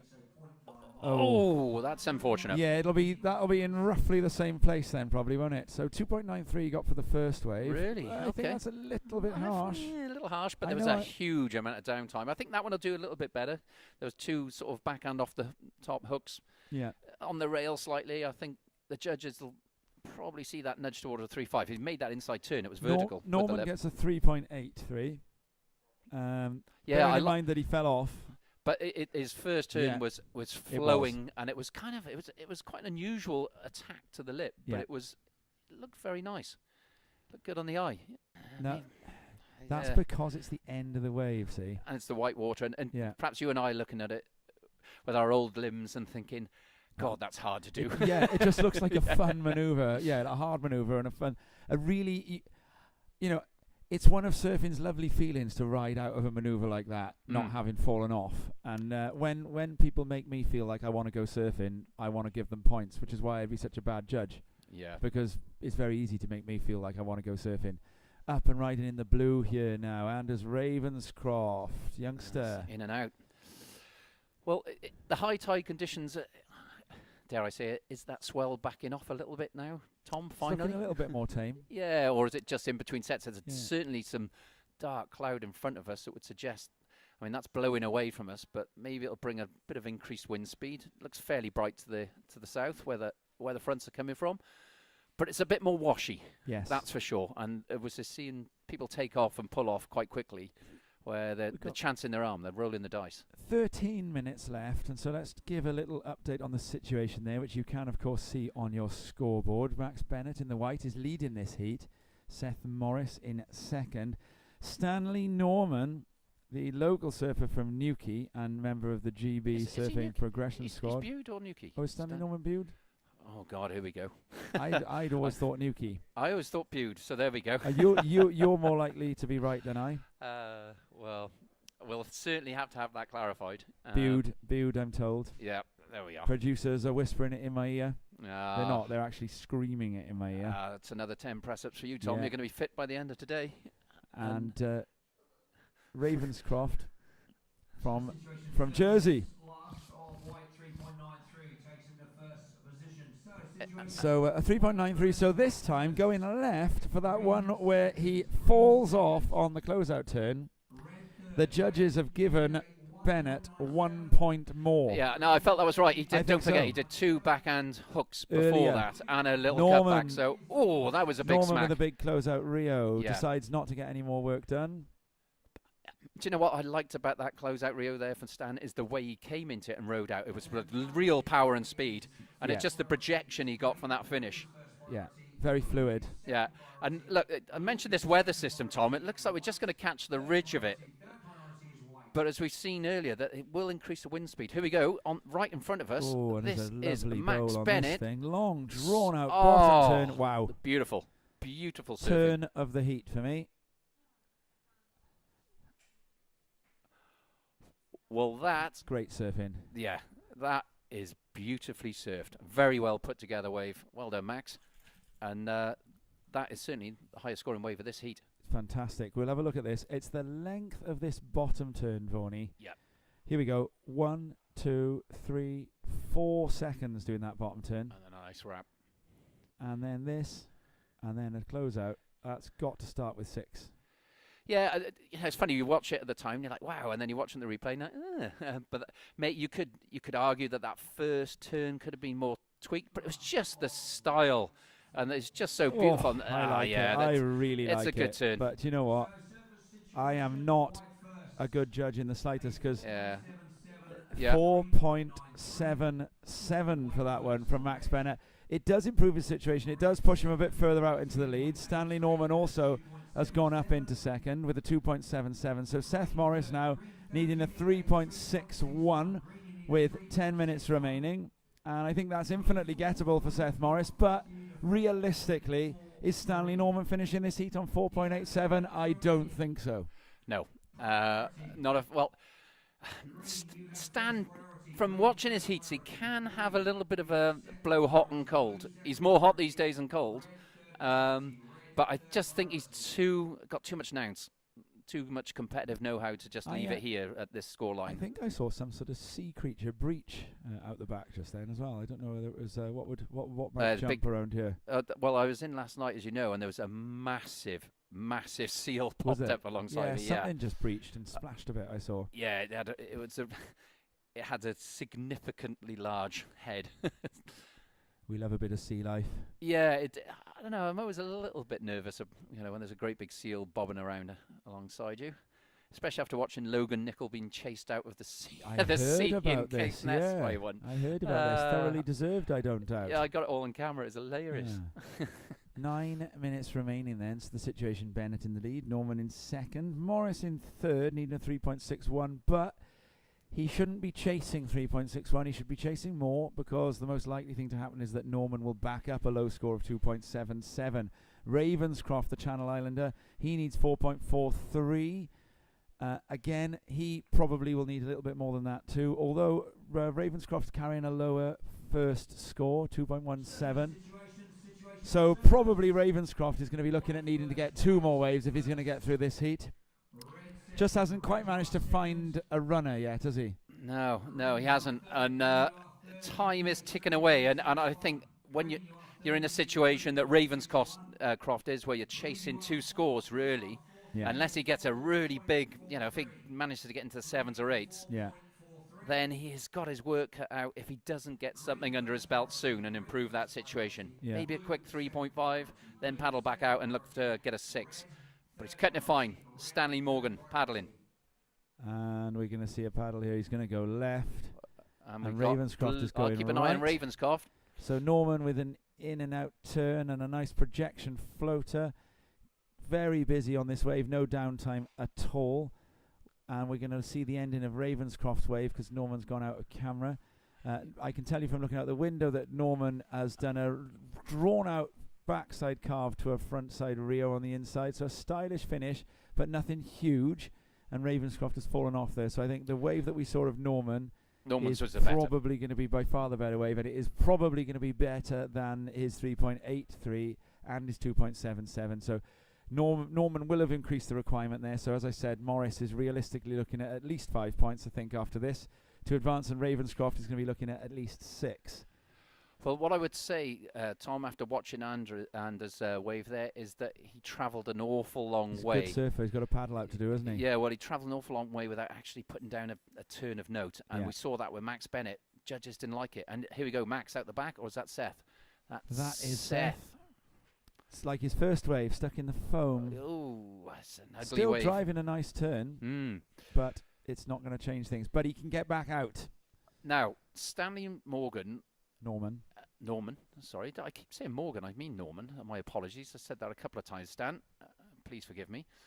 Bear in mind, my middle name is Morgan, so perhaps that's Is where your it comes middle from. name Morgan? Yep, one of two. I did not It's my know grandfather's surname, my mother's maiden name. that. Fantastic news. That should mean everyone can raid my bank account now if you know that my mother's maiden name. But oh my goodness, look at this There's set! a giant set rolling through the middle of the bay right now. Wow. Absolutely colossal. Look at that thing. Yeah. That's, there is a lot of paddling and duck diving for all competitors over the next couple of minutes there. Look at this one. It's I mean, if you could suddenly put yourself out there on a jet ski or something, you'd be having a bit of fun, but I nobody tell you what, has. there's a right running off the edge of it, Yeah. which is if you had somehow Lennox managed to look into that. Wow. But I was about to say, Stan Norman is that's not an easy paddle from where he is. No. Although he seems to be making light work of it, to be fair to him. That's He all is- that he training is he's been doing, and Fit he is. as a fiddle Yep. at the moment. Trains very, very hard. And 3 scores to drop, 1 for red, 1 for green. So the last of red, Stan Norman, a 6.07 jumps Well into the done. lead, and it makes the requirement a lot higher for all the surfers involved. Morris now needs a 5.7, won't have got it. Ravenscroft now needs a 6.53, also won't have got it. So I think that we're going to be seeing a steady rising of the cream towards the top in this heat. Look, I've just had a book put under my nose, and that's quite a distance away right now, but I'm just bringing it closer, and that just says that anything between... Well, we got a paddle here at the back, and this does look like Ravenscroft, is it? Or is it green? Morris. Seth Morris, green. Nice. Nice turn. 5 This is point- critical. Oh, no chance. Yeah, 5.7 the requirement. It's not going to be it, but he will be able to get back out in time. 3 minutes and 20 seconds remaining. Look, it's squeaky bum time, as Sir Alex Ferguson would say. And Seth Morris is entering that time frame, time zone, because he really does need something now. Yeah. And he's just having one of those heats where he just keeps coming unstuck. Yeah, you're exactly right. Ravenscroft hasn't done a lot wrong, but just needed, I suppose, a little bit more urgency in his approach to where he put manoeuvres on the waves that he caught. And with 3 waves, one of which was an in and out. So Ravenscroft, he'll believe he can get this though, 5.4. 5.4 would be the second highest scoring wave of the heat so far, but completely gettable. 2.5 minutes left. Big set rolling through, and on the inside, Ravenscroft up and riding. Now, this wave And, is interesting. He's flummoxed our cameras. Oof, came in and out of one. Now, the producer, Anne Gallagher, has herself taken over the bingo box, and I have to say that managing to pick up the end of that ride when the cameras had missed it was a very quick bit of button pushing that I would never have known how to do. It's quite a thing to see. Well, I tell you It's what, very slick. he's asking the question. He's is asking a Anders, question. and we've got Seth. Oh no, This Stanley. is Norman. Right, talk us through what Ravenscroft did then, because we only got the end of it. Well, with 1:47 to count down, this is really is his last shout. And 2.63. well, I the felt judges there was a didn't little. go for it at all there. I felt that was a little bit. Well, maybe that was an inside wave. Perhaps I was You've got being hopeful of a. Got to say, we've got to say a big thank you, I think, to the production team who've worked on this webcast today. Anne Gallagher, normally hiding around at night trying to film badgers in their sets and things like that. She works on Springwatch a lot of the time. And she's come down, taking her hand to surfing. Oh, here we go. And it's an in and out. Out the now. back. This Oh, is going to get make into a that difference. lip. Lovely. And Is that if Max he lands Bennett? this, it's Max Bennett. Oh, Wow. he is potentially He's on a heat winner. He's surfing on euphoria there, Yeah. riding a wave of joy. Well, That's I must a big say, score. watching, It's got to go in above is 3.93. that was a big hook out the back and a floater. Let's have a look here. Did we catch the first turn? No, we've Well, just that- got the at we've the got the end. joy. No, I think we might actually have just on one of the other angles got the Let's see if we've got very that. front of it. Well, no, the middle bit. Let's have a look. I think it's there somewhere. Well, whatever it does, with 30 seconds. go- There's the floater. Yeah, there was one before that as well. There was one before. that. And with 30 seconds remaining, Seth Morris is in a pickle here, and he really needs something to fall his way. And it's not even that long now. There's 20 seconds. There is a right coming towards us, Tom, Yeah, and it's are we coming gonna get one? towards Seth. Is he going to get Seth, into it? turn No. around. No, It's it's a quick backed North off. Shore. Nope. Yeah. 5. Ah. So we're going to count out there, and there we go. That's that one. Now I've got to repeat again the message that our production team are doing all that they can after the bell. Seth Morris, the production team are doing all that they can to allay the trouble with the glitches on the feed. Feedback is heard, feedback is appreciated, and it's being worked on. We're going to move into the women's, and Rob, back from surfing out there, is going to be jumping in after this message.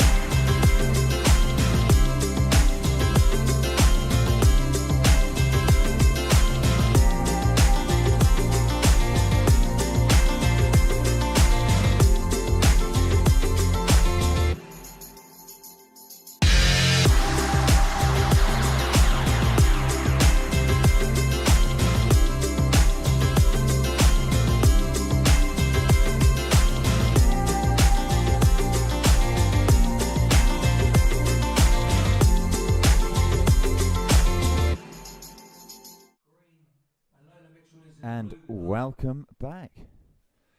Welcome back, Rob. Nice to see you. Nice to see you, Mark. Just been for a quick surf.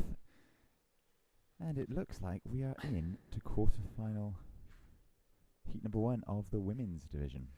Yeah, and I've got somebody with a handbag under my, just like a bit of an annoying wasp, Hugh John, former president of the European Surfing Federation, waving an ISA rule book in front of me. I don't know whether he's suggesting I don't know the rules or I should be quoting the rules, and I think it might be the latter.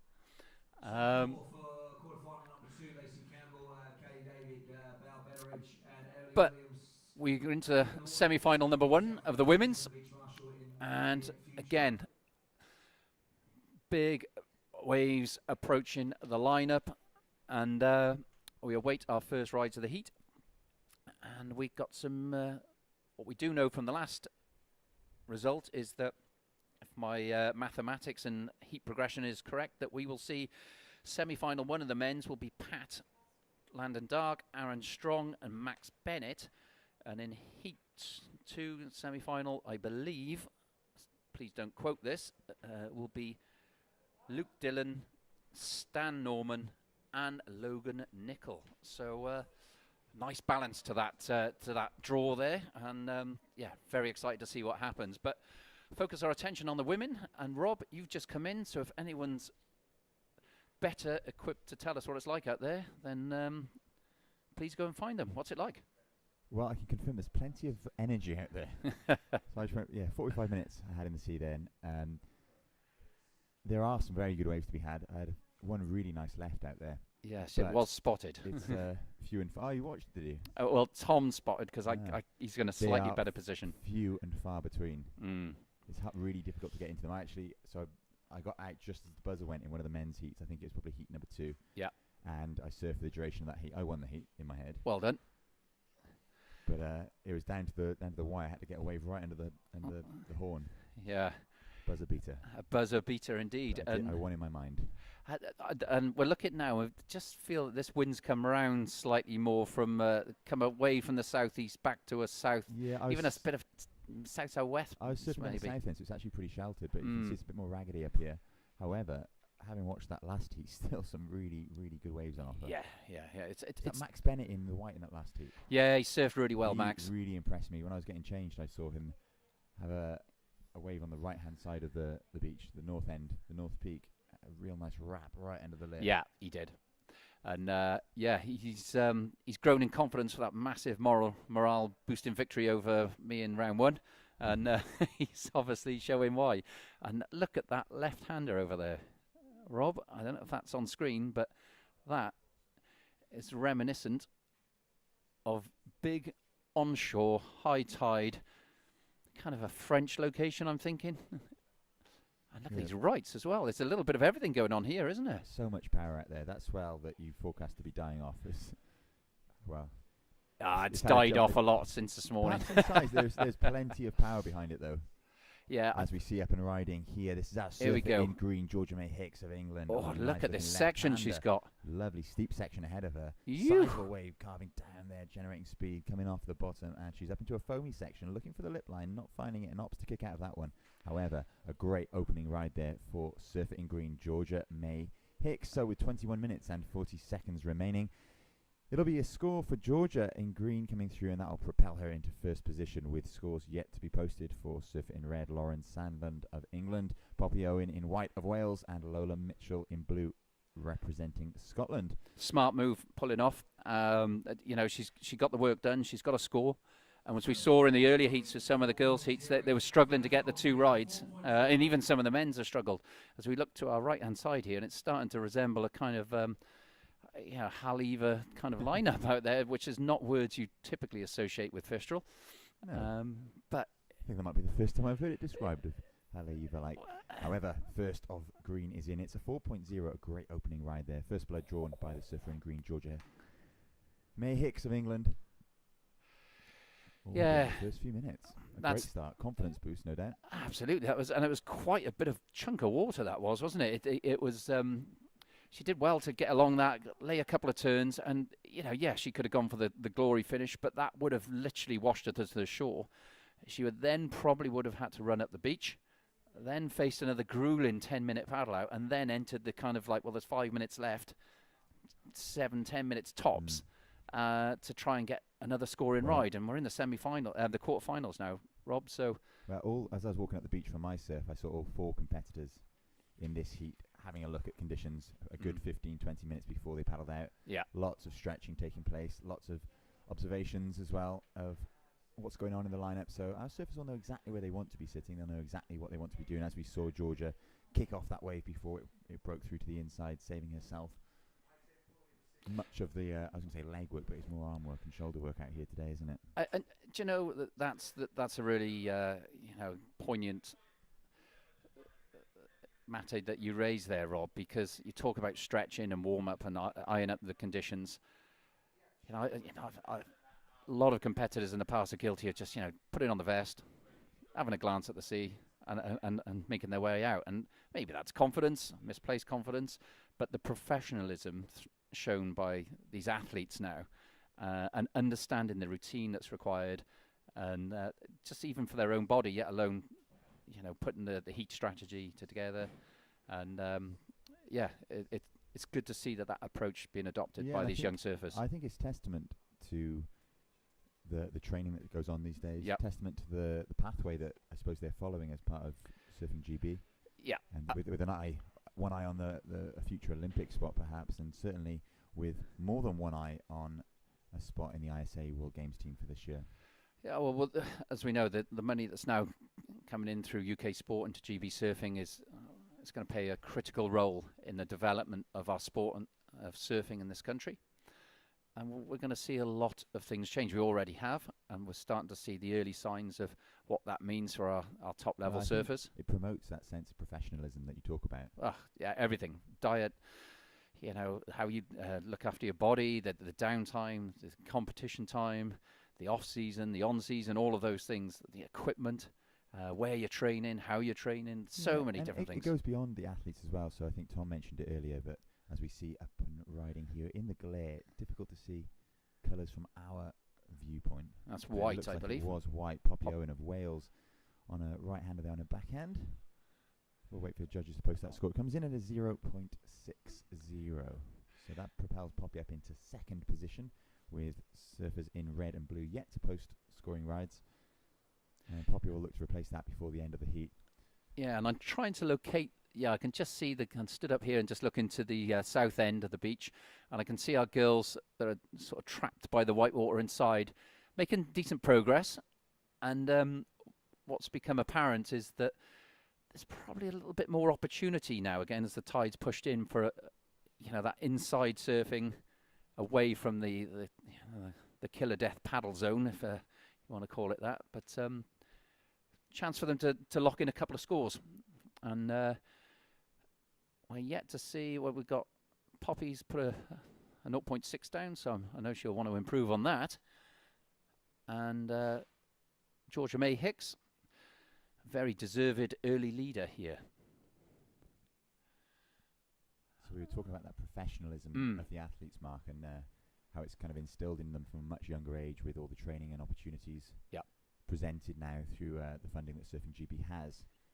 And one of the things that Surfing GB has done to promote that sense of professionalism and kind of prepare our youngsters and our future surfing prospects for the wide world of competitive surfing is on the judging side of things, where they've increased the number of judges by 40%, providing opportunities for people to receive training and coaching in that regard from some of the world's best. And it's bringing the British competitive surfing scene on par with the ISA, WSL and ESF. European Surfing Federation. Yeah, European Surfing Federation kind of expectations. It's really important to understand whatever sport you're playing is to understand the rules and what the judges are looking for. And it does change depending on conditions, depending on what you're faced, depending on location. But understanding that from a coaching point of view, understanding that as a competitor is really important. And the judging that we have in this country has come on leaps and bounds thanks to those ISA courses. And we've got an excellent judging panel here today. A slightly international feel. We've got one of the judging team from Spain has joined us as well. And that applies a balance of fairness to it, because we've got obviously Channel Islands, England, Scotland, Wales represented on the panel, and a couple of independents. And of course you have priority judges now. You've done a priority course, an ISA judging course yet, Rob? No. Well, there's some homework for you to do in order to... I'm all too familiar with it, however. And not until you've done the course. Have you got the little certificate? No, I have employed it, though, in heats. Yes. Well, it pays it. I got to say, I did a course, and you've got to do the refreshers, and it's eye-opening. It does present plenty of food for thought. And I'd like to say that I've applied that to my surfing, and it's made a difference. But... it's up there somewhere, and we see a little paddle there. Yeah. Look at that. So employing my knowledge of priority, Tom, that will not. You just call me Tom again. I'm talking to. Yeah. I think that's 2 all. Yeah, you got me. You've had a break as well.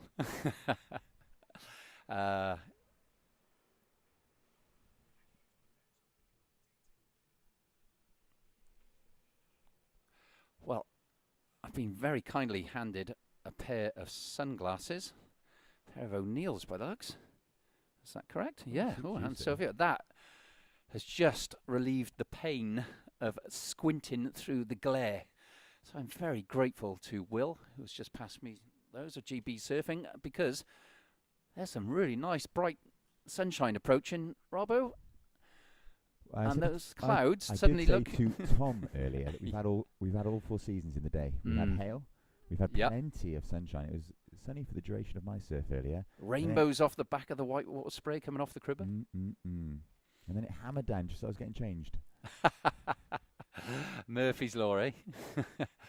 Well, at least the wind didn't turn cross on, which is what's happened to Tom for his little 25-minute dip to go and get some first-hand experience of what it's like out there. And there's nothing like that when you're commentating, because you feel that Well, that's the entire reason I did it. exactly. can imagine. I think that's what they Trying to call get a handle on conditions. yeah, exactly. It's a bit of research. That's it. I take this thing seriously. We do. That's how serious you took it. 15 minutes of paddling out and 2 waves. a couple of 9-pointers, and in you came. Yeah, well, like I say, I won the heat in my head. Well done. Well, I am standing up and using these lovely pair of sunglasses because I can now see what is happening to, it looks to be Poppy Owen to my left. And I experienced this myself last night, is that there is a very, very strong sweep pulling you to the shorey that I think it took me about 10 minutes to penetrate last night before I managed to finally get beyond that and then start to head in with some sort of meaningful force towards the lineup. I dare say there's going to be some sore shoulders after today, Rob. And just 2 scores on the board, so early situation is green. Green first, white Well, we're down to the second, 12-minute mark now, Mark. red third. 12-minute mark now, Mark. And you're going to say, I've got a question for you now, Mark. I got a question for you now, Tom. Question. No, 12 minutes remaining. The situation is that surfer in green representing England, Georgia May Hicks, is still in first position after posting that 4.0 ride in the first 4 minutes. So that's stuck around for a good, 10-minute period at least now. Well, and Poppy Owen in second, representing Wales. She's in white, looking for a 3.41 to move into first. And surfers in red, Lauren Sandland representing England, and in blue, Lola Mitchell representing Scotland, yet to post a score. That demonstrates just how tricky these conditions are. Not to talk about my surf again, but I was out there for a good 40 minutes and pretty much only got 2 waves in that time. Yeah, and it's really, really challenging. Now we keep going, banging that same drum, but it is, and we've seen, in one of the men's quarterfinals, Ryan Thomas only managed to get 1 ride. We've seen in other heats, people only managing to get 1 decent scoring ride in that time, and it's a very, very long paddle. It's a large playing field. See Lauren Sandland surfer in red, taking a look at this wave, and she is in. She's Using the gone. white water to get herself into that wave. A bit of open face ahead of her, bouncing down the line, trying to generate some speed. Quick change of direction, and she's going to head towards this white water, redirect, a quick bank off a slopey section on that wave. That wave kind of moving into the deep water. And you mentioned that kind of cross-shore sweep that's dragging a few of our surfers shoreward and a bit to the south. And it's just simply because there's so much water in the bay now as that tide's rushed in. It's created a lovely amphitheatre for our viewers and spectators here on the beach. That's great. But it is forcing that water into the shore, and it's rushing away to the south, isn't it? Yeah, I'm just casting an eye over to the beach bar, which, dare I mention, bar at this early stage of the day, but I can see a load of revellers there enjoying a coffee and a pasty and maybe a beer, and they're enjoying the show because it is, at this stage of the tide, it's just Well, like I such say, great it's viewing. the amphitheatre, isn't it? It is indeed. So, what have we got score-wise? Well, we've got 10 minutes remaining and a slight lull in conditions, which could well allow a few of our surfers that are battling that shore break on the inside an opportunity to make their way into the lineup. So with, like I say, just under 10 minutes remaining now, it's surfer in green representing England, Georgia May Hicks out in front. In second, representing Wales in the white, it's Poppy Owen. In third, Lauren Sandland of England in the red, but with a score to drop, so I suspect her situation will change. And in fourth, Lola Mitchell of Scotland in the blue. The judges pondering Yeah, they are. Lauren Sandland's last wave, or her first wave of this heat. Yeah, it's been quite some time since that ride. Yeah, well, all she requires to move into second is a 0.61. She'll clearly do Yes. it with that wave. But I suspect the judges are wondering whether it betters Georgia May Hicks's 4-point ride, that opening wave we saw in this heat. Yeah, For my this. money, probably not quite there. No, I felt that But Georgia's. It's a big set wave, wasn't it? It was, and it was very well ridden as well. There we go, and she's going again here on her backhand. Call it in, Rob. This is Georgia May Hicks, surfer in green, heat leader with a 4-point ride so far. Quick change of direction, speed check there, and a lovely whip under the lip there. Mid-face turn. This wave not offering much in the way of lip line, but loads of speed and power for Georgia as she carves her way down the line. And I think she was hopeful to get an end section there, but unfortunately coming unstuck. So, first of red, Lauren Sandland's in at a 2.43, meaning she's now in second, whilst Georgia May Hicks is waiting for her second score to drop. 8.5 minutes remaining and all to play for here. A flurry of activity there. And loads of waves making their way into the bay now, whilst those two surfers in red and green are both on the inside. Well, I gave you a nudge there, Rob, because I thought that Lauren Sandlin was going to take off again then. She eyed up an inside right and didn't manage to get into it, and then wore a few to the head. But I couldn't quite hear that. White, okay. So that's Poppy Owen of Wales. Yeah. Currently in third. She needs a 1.84 to move back into second position. Yeah. And second of green, Mark, comes in at a 3.33. So Georgia May Hicks, surfer in green, representing England, improves her situation. She's now out in front with a heat combination of 7.33, meaning that Lauren Sandlin, currently sitting in second, representing England and surfing in the red, needs a 4.90 to move into first. Surfer in white, Poppy Owen of Wales, is looking for a 1.84 to move into second. That's that progression position. And Lola Mitchell of Scotland, currently in fourth, has yet to post a scoring ride. Yeah, and I was trying to identify where Lola is in this lineup, because I'm not sure as she's shown for this heat. I'm struggling to see her in the lineup. Let's put it that way. But as I say, it's very difficult to look north. These O'Neill sunglasses are definitely helping, but the two camera people in my way aren't. So difficult to see. I managed to make out Poppy, who is just trapped with the relentless sweep on the inside. Yeah, so much water moving around here. And she's but a youngster. I mean, I think Poppy's. I don't think she's even 16 yet. So this is a big step up from under 16s surfing, yet alone adult surfing. You see surfer in red, Lauren Sandlin, having a look at that wave, opting not to go. She's at the back. In fact, she's the only person with a priority situation at the minute, because she is the only surfer that our priority judges have deemed to be in the lineup. So she won't lose priority for having a look at that wave. But here we go, Rob. Interesting again, yeah, because with 6 minutes, Poppy only needs a 1.77. Very, very achievable. to progress. So if she can make some headway through that relentless sweep, and I believe she has. I'm just looking north, and it looks like she's. Got my north and south mixed up. I do apologise. Thank you for that. Yeah, it's been a long day, and if that is her, actually no, it's not. That looks to be Georgia making their way into the lineup. Yeah, of course. Next heat paddling out as well, so it's confusing. Just looking at our bank of screens we've got here at contest control, it's very, very difficult to look south as we see heat leader Georgia May Hicks up and riding on a lovely looking left-hander, wrapping back into the pocket. Here we go. Camera picking it up there, and here she comes for the end section. Rebound coming unstuck, but not before she got busy on the outside. So, like we said, was that slightly mistimed, or was it the wash? What do you think caught her out there, Rob? Well, there were two waves combining, so there's a kind of a wave heading in a almost cross-shore fashion from the north to the south, and I think it just unseated her, made her fins come unstuck, and she lost her footing. But really, really challenging for our camera crew to pick up some of these waves if our surfers are in the south, in a southerly direction from contest control, simply because that glare in this late October sun is firing straight into the lens of our cameras, making it really, really difficult to pick up. So I dare say, if we're missing anything, we are doing our utmost, but it's one of the challenges of holding a contest in October in Britain, I suppose. I dare say there's a nice dark cloud coming, so that glare issue won't be for too much longer. It's just whether that dark cloud brings with it yet another rain squall. We'll certainly see the wind increase, and not from a kind of direction either. It's just gone a bit more cross-shore and wobbly now, but plenty still for the surfers to display their skills.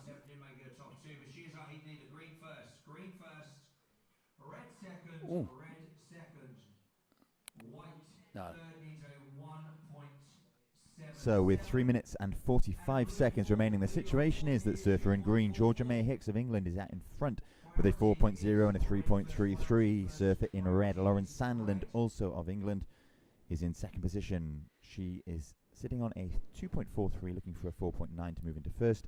Poppy Owen of Wales in the white is in third. She needs a 1.77 to move into that second position and progress through to the semi-finals. And Lola Mitchell of Scotland, currently in blue. We haven't seen her yet. Well, Rob, I can see that Poppy has just drifted down from south to north. I got that right this time.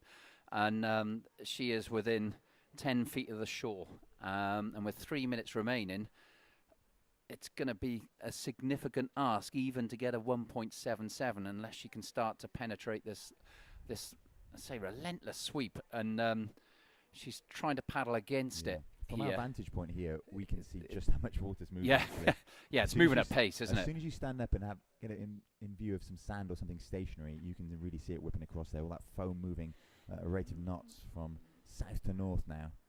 Yeah, and it's almost, I think, you know, when these girls watch these replays, because of course they will, and try and learn from, you know, what went on in this heat. It's that I think, you know, from our vantage point here, that a run up the beach would have been more effective than the energy that's being expanded. And I mean, say they're almost close enough to touch now. So clearly, much easier to see that from here though than when you're in the water. We both know how challenging it is whilst you're in a heat. But there's just such a volume of water pushing into the bay now that it's got nowhere to go, and it's just forcing its way from south to north, making that rip run at a rate of knots. With 1 minute and 50 seconds on the clock, I don't think there'll be much more in the way of opportunity for Surfer in white. 1 minute 40 remaining. But she only needs a 1.77, so it's very feasible still. it is, and she's having a look. Oh, is that? Oh, no, that's Surfer in blue. That's Lola Mitchell. Ah, right. So Okay. that'll be So her yeah, first scoring wave.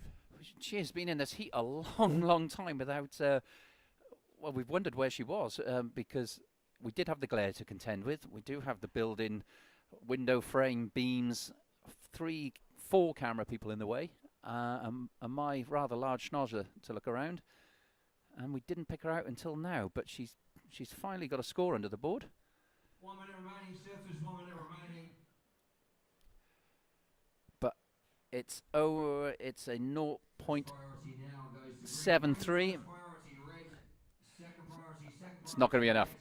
Well, we saw Georgia May Hicks, heat leader in the green, representing England, get that 4.0 under her belt very early on in the heat, and it just gave her that burst of confidence, I suppose, to she could wait around for another scoring wave, which she got with about 10 minutes remaining in the heat of 3.33. And out the back, it's Lauren Sandland, currently in second position. A nice hook under the lip there, driving down the line. Plenty of style, a languid style of the Surfer in red, and kind of drifts off the back of that wave. Lauren looking for a 4.90 to move into first. We'll leave it to the judges to decide, but one thing is for sure, she now has a second wave, which means her situation will improve. It will increase the requirement for surfers in white and blue, and I think it's fair to say that Georgia May Hicks in green and Lauren Sandland in red will progress through to the semi-finals. Well served to all those 4 ladies. It's, I say, a very, very tough day for young arms at a beach like Fistral on a day like this. Invaluable experience. Absolutely. Absolutely. They'll definitely learn from this. And one of the things you come away from is how to utilize the rips on a day like today to your advantage. And yeah, I dare say that those girls will come away with some lessons learned. And a big congratulations to our surfers from England who did, I think that he did, and you know, the words from their coaches and managers about getting 2 scoring rides in that 25 minutes. Both managed that and both progress. There it is. Second of ready, comes in at a 2.9. So Georgia May Hicks in green takes the heat win. Lauren Sandland in red in second. Poppy Owen of Wales in third, and Lola Mitchell in blue for Scotland in fourth. Here we go into quarterfinal heat number 2. It's Lucy Campbell of England in red, Katie David of Wales in white, Belle Betteridge of England in green, and Emily Williams of Wales in blue.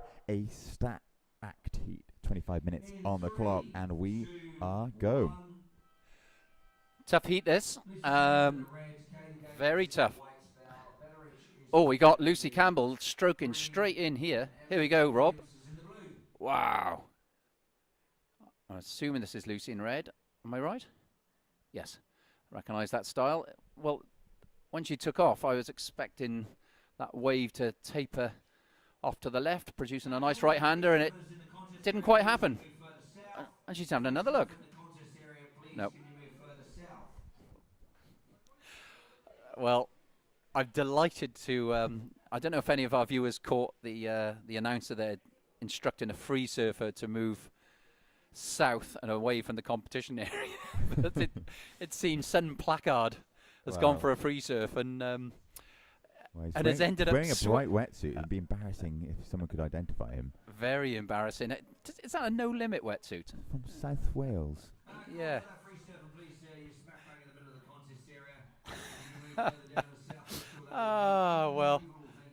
Well, that free surfer who can't be identified but is usually sat to my right is making his way rather gingerly, I would add. Well, he does. He's not reading this rip particularly well. No. He's having to do the paddle of shame. Well, there we go. He didn't make it out the back, and now has the very.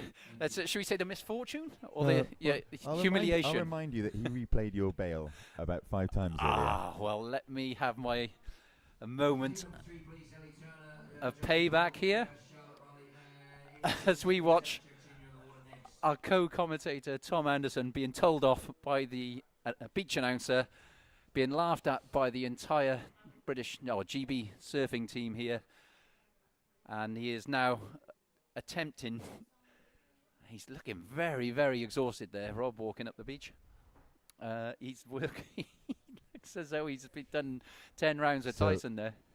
And back to that action in the heat. First blood has been drawn by surfer in red, Lucy Campbell of England. A 2-point ride being posted by Lucy.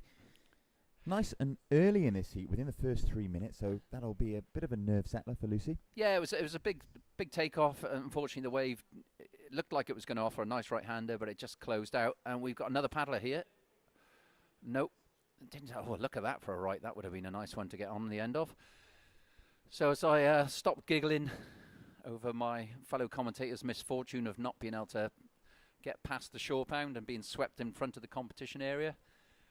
And we probably won't mention that too often for the rest of the weekend. Whilst we were poking our head out of the window to watch him head south, we caught sight of surfer in white Katie David of Wales doing the quick run around. So heeding the advice you espoused in the previous heat, making an early decision to head to the south and utilise that rip to get back into the lineup, as we see Lucy Campbell, surfer in red, taking a look at this one, and she is up and riding. She's currently sitting on a 2.0, and she is flying down the line on a sizable right-hander. Slight wobble there as she cuts back towards the whitewater with plenty of power and plenty of wave face ahead of her, releasing the fins on that cut back there. Plenty of chop going up the face. You see, unseating her a little bit, and it will go into a top 2 because it's only her second scoring ride, but she'll be looking to replace that by the end of the heat, as we now see a surfer in blue. Emily Williams, take a look at that wave, opting not to go. No priority on the board at the minute. Our priority judges will, however, be assessing what's going on out there, because we have at least 2, maybe 3 surfers in the lineup now. Well, what was very apparent to me on that ride of Lucy, Rob, was that just how comfortable she is out there. You know, it's powerful conditions, they're overhead, we stressed that enough, but she just seems so at home. And I know she caught a couple of wobbles there with the wash of high tide and the side shore wind, but she just looked unfazed. And we got a replay here. Let's watch. So she takes off. Look, there's no concern about the wall in front of her. Cuts back, a little bit of wobble, and here we go. We've got the live feed, wobbles off. And so this is Emily Williams, surfer in blue, up and riding on a sizable right-hander. I tell you what, she's done well there. Loads of bounce on this wave, but Emily managing to stay on her feet and back towards the whitewater, not managing to make it through to the inside section, but not before she changed direction a few times at the back, a few carves. Another nerve settler. Definitely. You know, I say we've got a heat in our hands now, because it's 5 minutes gone, plenty of time left. Emily's in a good position here. There's a big set approaching, but if she can just get herself another 20 yards out with the outgoing rip, well, there's a bit of a lull. That is a hell of a set coming in. And here we go, so up and riding. Belle Betteridge, surfer in green, up and riding on another sizable wave. They're all sizable today. Lovely hook under the lip there for Belle. Going to make her way out onto the open face here. This wave flattening off as it enters the deep water, and Belle kicks out alongside Emily Williams. It'll be a paddle battle back into the lineup, as Lucy Campbell is already back in the lineup with sets stacked to the horizon. Lots of experience in this heat. Many a national title between our competitors here. Lucy Campbell in red representing England. Emily Williams in blue representing Wales. I know Emily's got at least 6 or 7 national titles. Yeah, I think there's a little bit of personal battle between her and Jo Dennison for who can collect the most, behind Linda Sharp, of course, the GOAT. And I mean that as in the greatest of all time, of course, in case anyone's not familiar with that phase. And yeah, Emily and Belle have done well here, because there was a bit of a set, and they just got to that midpoint where the sweep hasn't caught them, and they're making their way back out. So it's all action here. And we do have some scores in. So last of green, Belle Betteridge comes in at a 3.40. Last of blue, Emily Williams, a 2.87. So Belle gets the better of that exchange. But it's still Lucy Campbell, surfer in red, representing England out in front. Belle Betteridge also representing England in the green in second position, looking for a 1.93 to move into first. Emily Williams of Wales in the blue now requires a 0.54 to move into that second position that will see her progress through to the semi-finals. And Katie David of Wales in the white, yet to post a score. As we mentioned earlier, she opted to do the runaround, heading south to utilise the rip to get back into the lineup. And we can't actually see her from our vantage point here. The glare really hindering our vision south. The O'Neill glasses are doing a great job, but she's just a long way south, I think, Robbo, and that's where I would be to paddle out. But I think one thing that we haven't mentioned is the fitness of these girls, and I know Lucy Campbell really trains hard, and that she's as fit as any person on this beach. And here she goes again, third wave ridden. That's a lovely off the bottom, beautifully surfed and timed wave. Just no, I was just about to say no bobbles, and then there we go. But that was, just the way she came off the bottom. It was a delayed bottom turn. It was just clean surfing. Commentator's curse there. It was, but the first part of that wave I really liked. Here we go. We can see a replay on screen of Lucy surf it in red, and just as you said, no bobbles. Here she came in a little and stuck that commentator's curse. Have you seen the footage?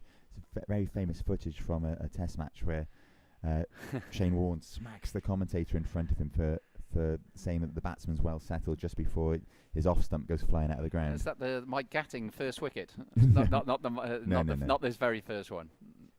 Shane Warne is in the commentary booth. The late great, by the way. And in the commentary booth. Sorry. He remonstrates with one of his fellow commentators after an Australian off stump goes flying out of the ground seconds after being mentioned that the batsman's well settled. Yeah, that's what you just did to Lucy. Yeah, I'm with you. The pennies drop.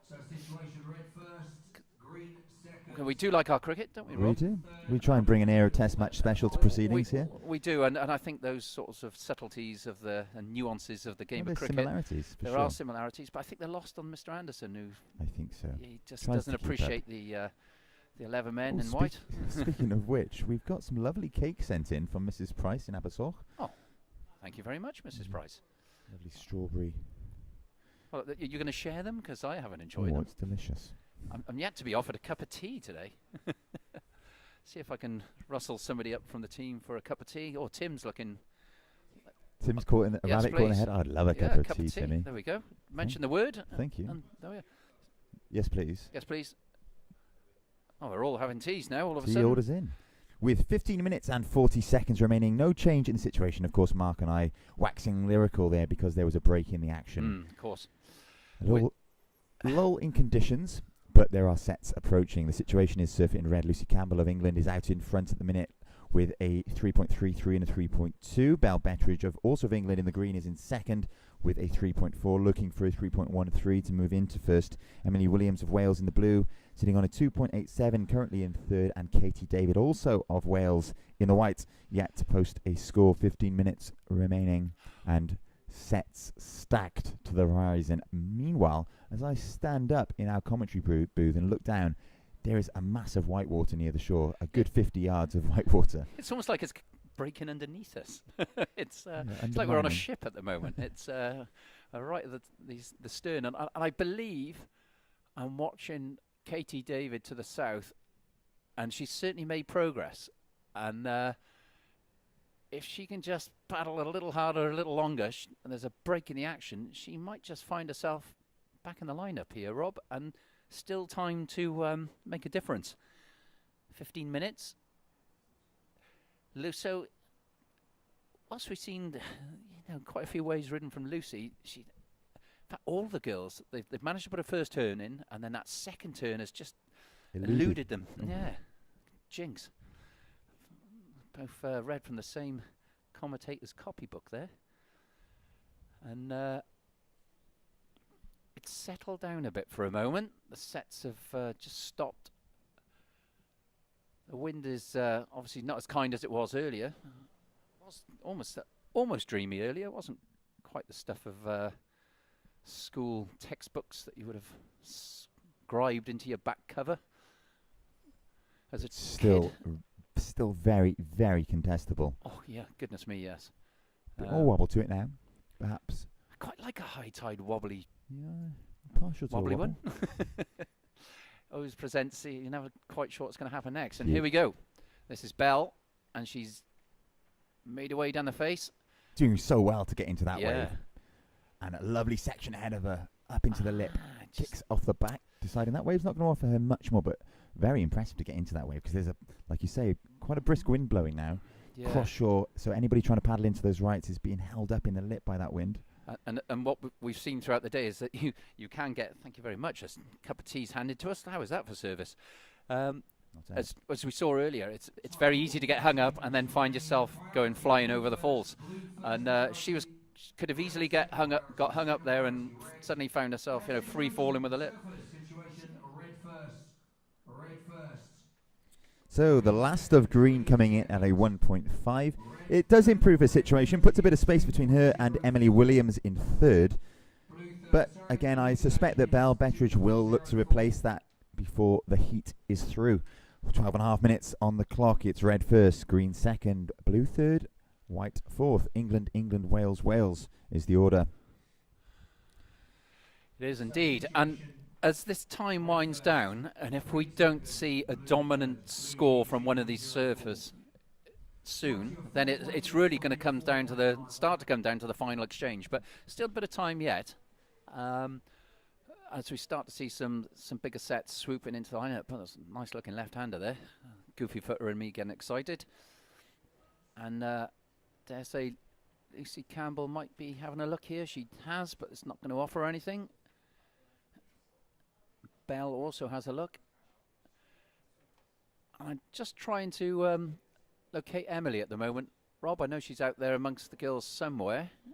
Some left sweeping into the bay now from the southern end of the contest area. Oh, look at that one. That's Mind surf that one. yeah. I'm sort of doing one of those bog rail lay back, fall off, tail flies away from your feet turns there.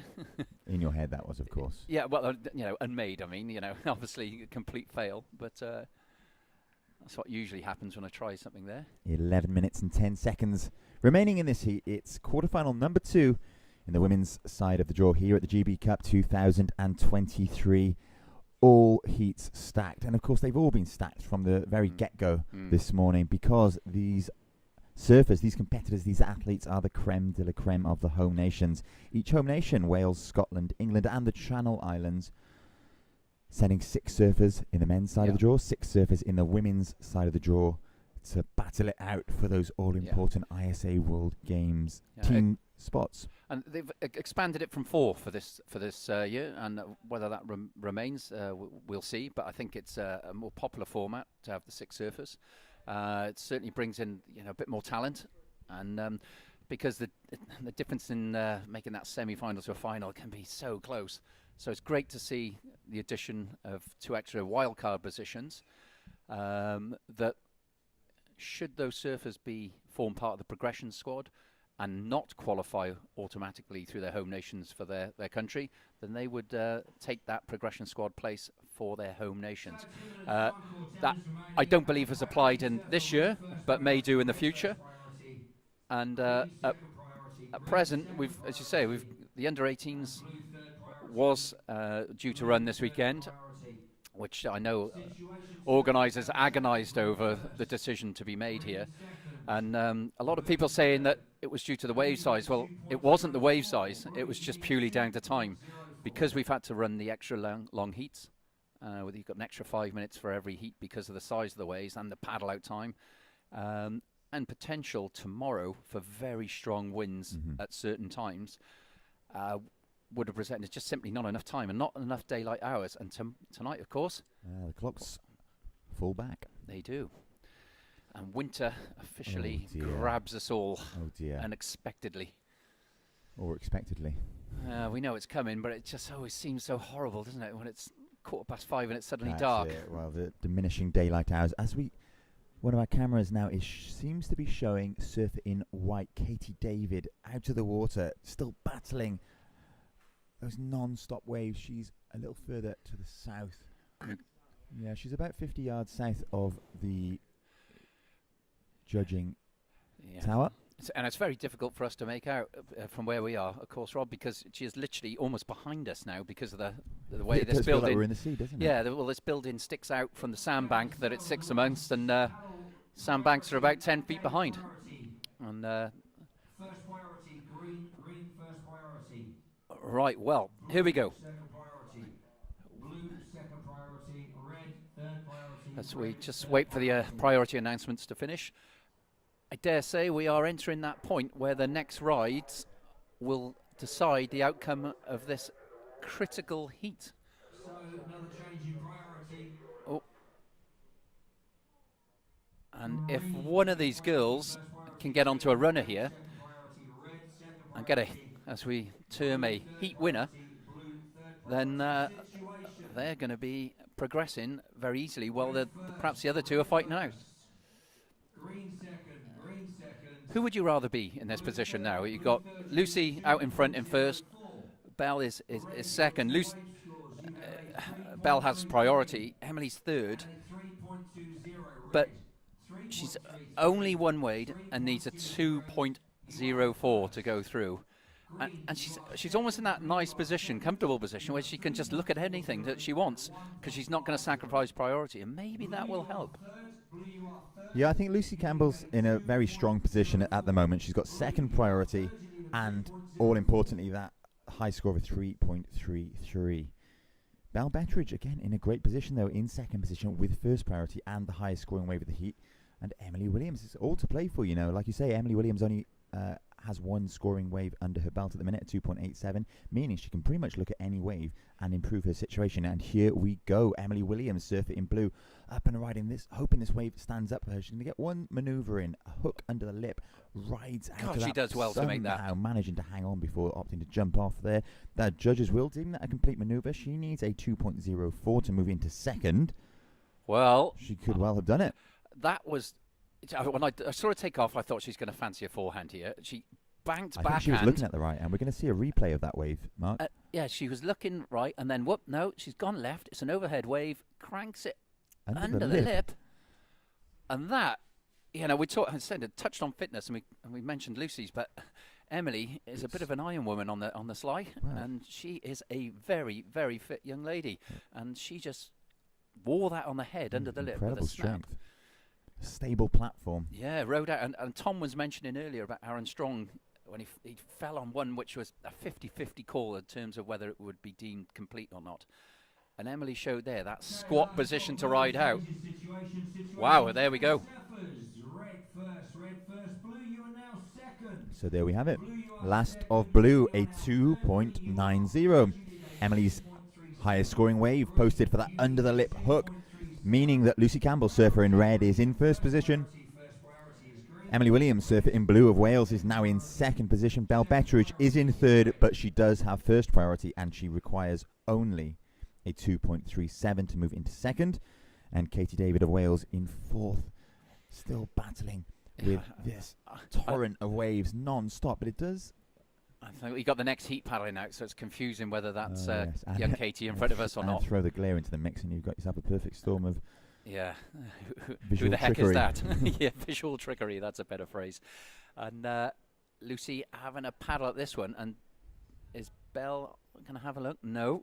So with just 4 minutes and 45 seconds on the clock. Oh, Again, Belle Betteridge, no stranger to waiting Pressure to the last minute. If you remember, she did this exact thing earlier, sat at the back for the duration of the heat, and then pulled the trigger in the last 3 minutes to get the scoring wave, and the wave that she needed to progress to these quarterfinals. At the conclusion of this quarterfinal heat number 2 on the women's side of the draw, we'll be moving into quarterfinal heat 3. And coming up in that heat will be Ellie Turner of England, Josie Hawke of Wales, Charlotte Mulley of England, and Indy Lynch of Wales. So an England-Wales battle coming up in the next heat as well. Yep, that's another exciting heat ahead, Rob, and it'll be the last heat of the day. And what an exciting day we've had today, eh? Packed full of excellent surfing. Yeah, it's Made all the more impressive, I think, by the conditions, and my admiration and respect for these competitors has gone up after my surf, because it's so tricky to get even one wave in that 30-minute heat time, let alone 2 or 3 scoring waves, which what we've seen Lucy Campbell achieve in this heat. Yeah, remarkable stuff. Yeah, indeed. And we have had a great day of action, some big, strong, powerful surf, and some fantastic surfing on display.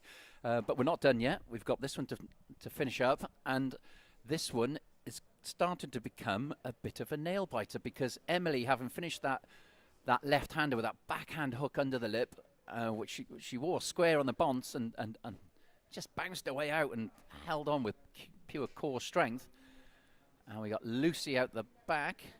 So Emily's stuck inside. She's got a long paddle. Well, Lucy is flying on this wave, generating so much speed and maintaining it through that first turn. A lovely change of direction off the end section. Beautiful. Great surfing. Very, very graceful. Great arm positioning on that wave. Very stylish. No wasted maneuvers at all. No wasted energy. Lucy Campbell consolidating her position in first there, and we'll see a replay of that wave. Talk us through it, Mark. Well, she had a couple of threes in her locker, and she knew she wanted to better that just to make sure she progressed without any, anything coming. Sorry, just watching this replay. Yeah, wow, yes, what a great final hit there. Yeah, so the arm positioning on that end section rebound. Yeah, so she wanted to make sure. She didn't want to leave any door open there to fellow competitors to squeak past her, and she's going to win this heat. Undoubtedly, with 2 minutes. I say undoubtedly, anything could happen yet. Well, I think that Lucy's going to extend her lead there. Yeah. Emily Williams, currently in second, has been stuck on the inside, making some progress out to sea now, but it's Belle Betteridge, surfer in green, that we want to keep an eye on, because she has first priority, and she is looking for only a 2.37.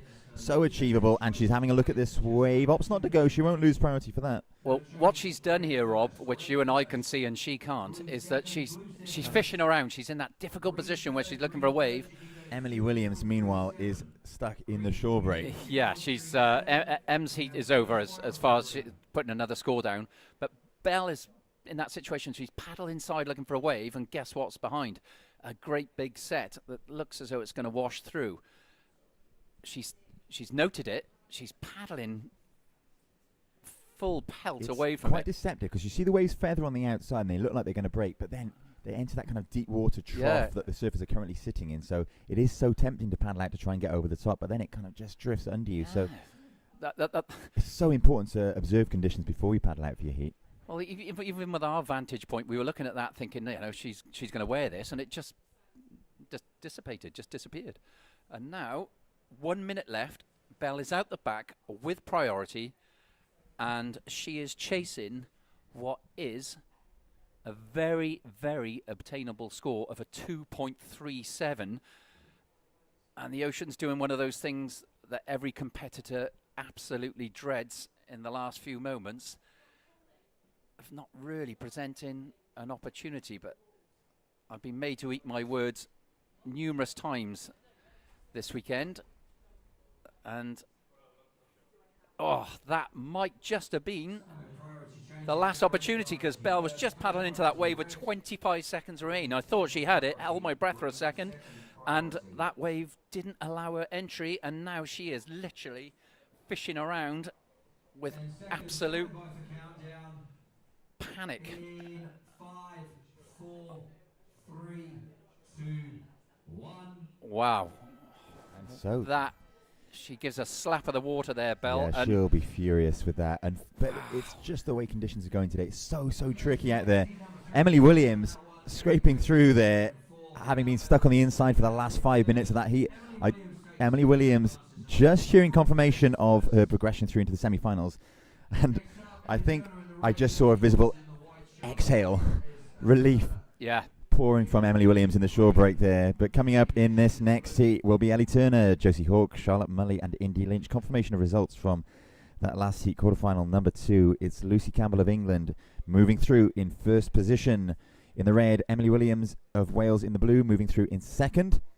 Belle Betteridge and Katie David of England and Wales respectively eliminated in that heat. Coming up with another 25 minutes on the clock, it will be England, Wales, Ellie Turner in red, Josie Hawke in white, Charlotte Mully in green and Indy Lynch in blue. As we await countdown, sets continue to pour in here at the north end of Fistral. Well, I'm still drawing breath after that one. That was a real kind of... Wow, I was expecting a buzzer beater, and it didn't arrive. And I feel slightly exhausted by that one. Great show by Lucy Campbell.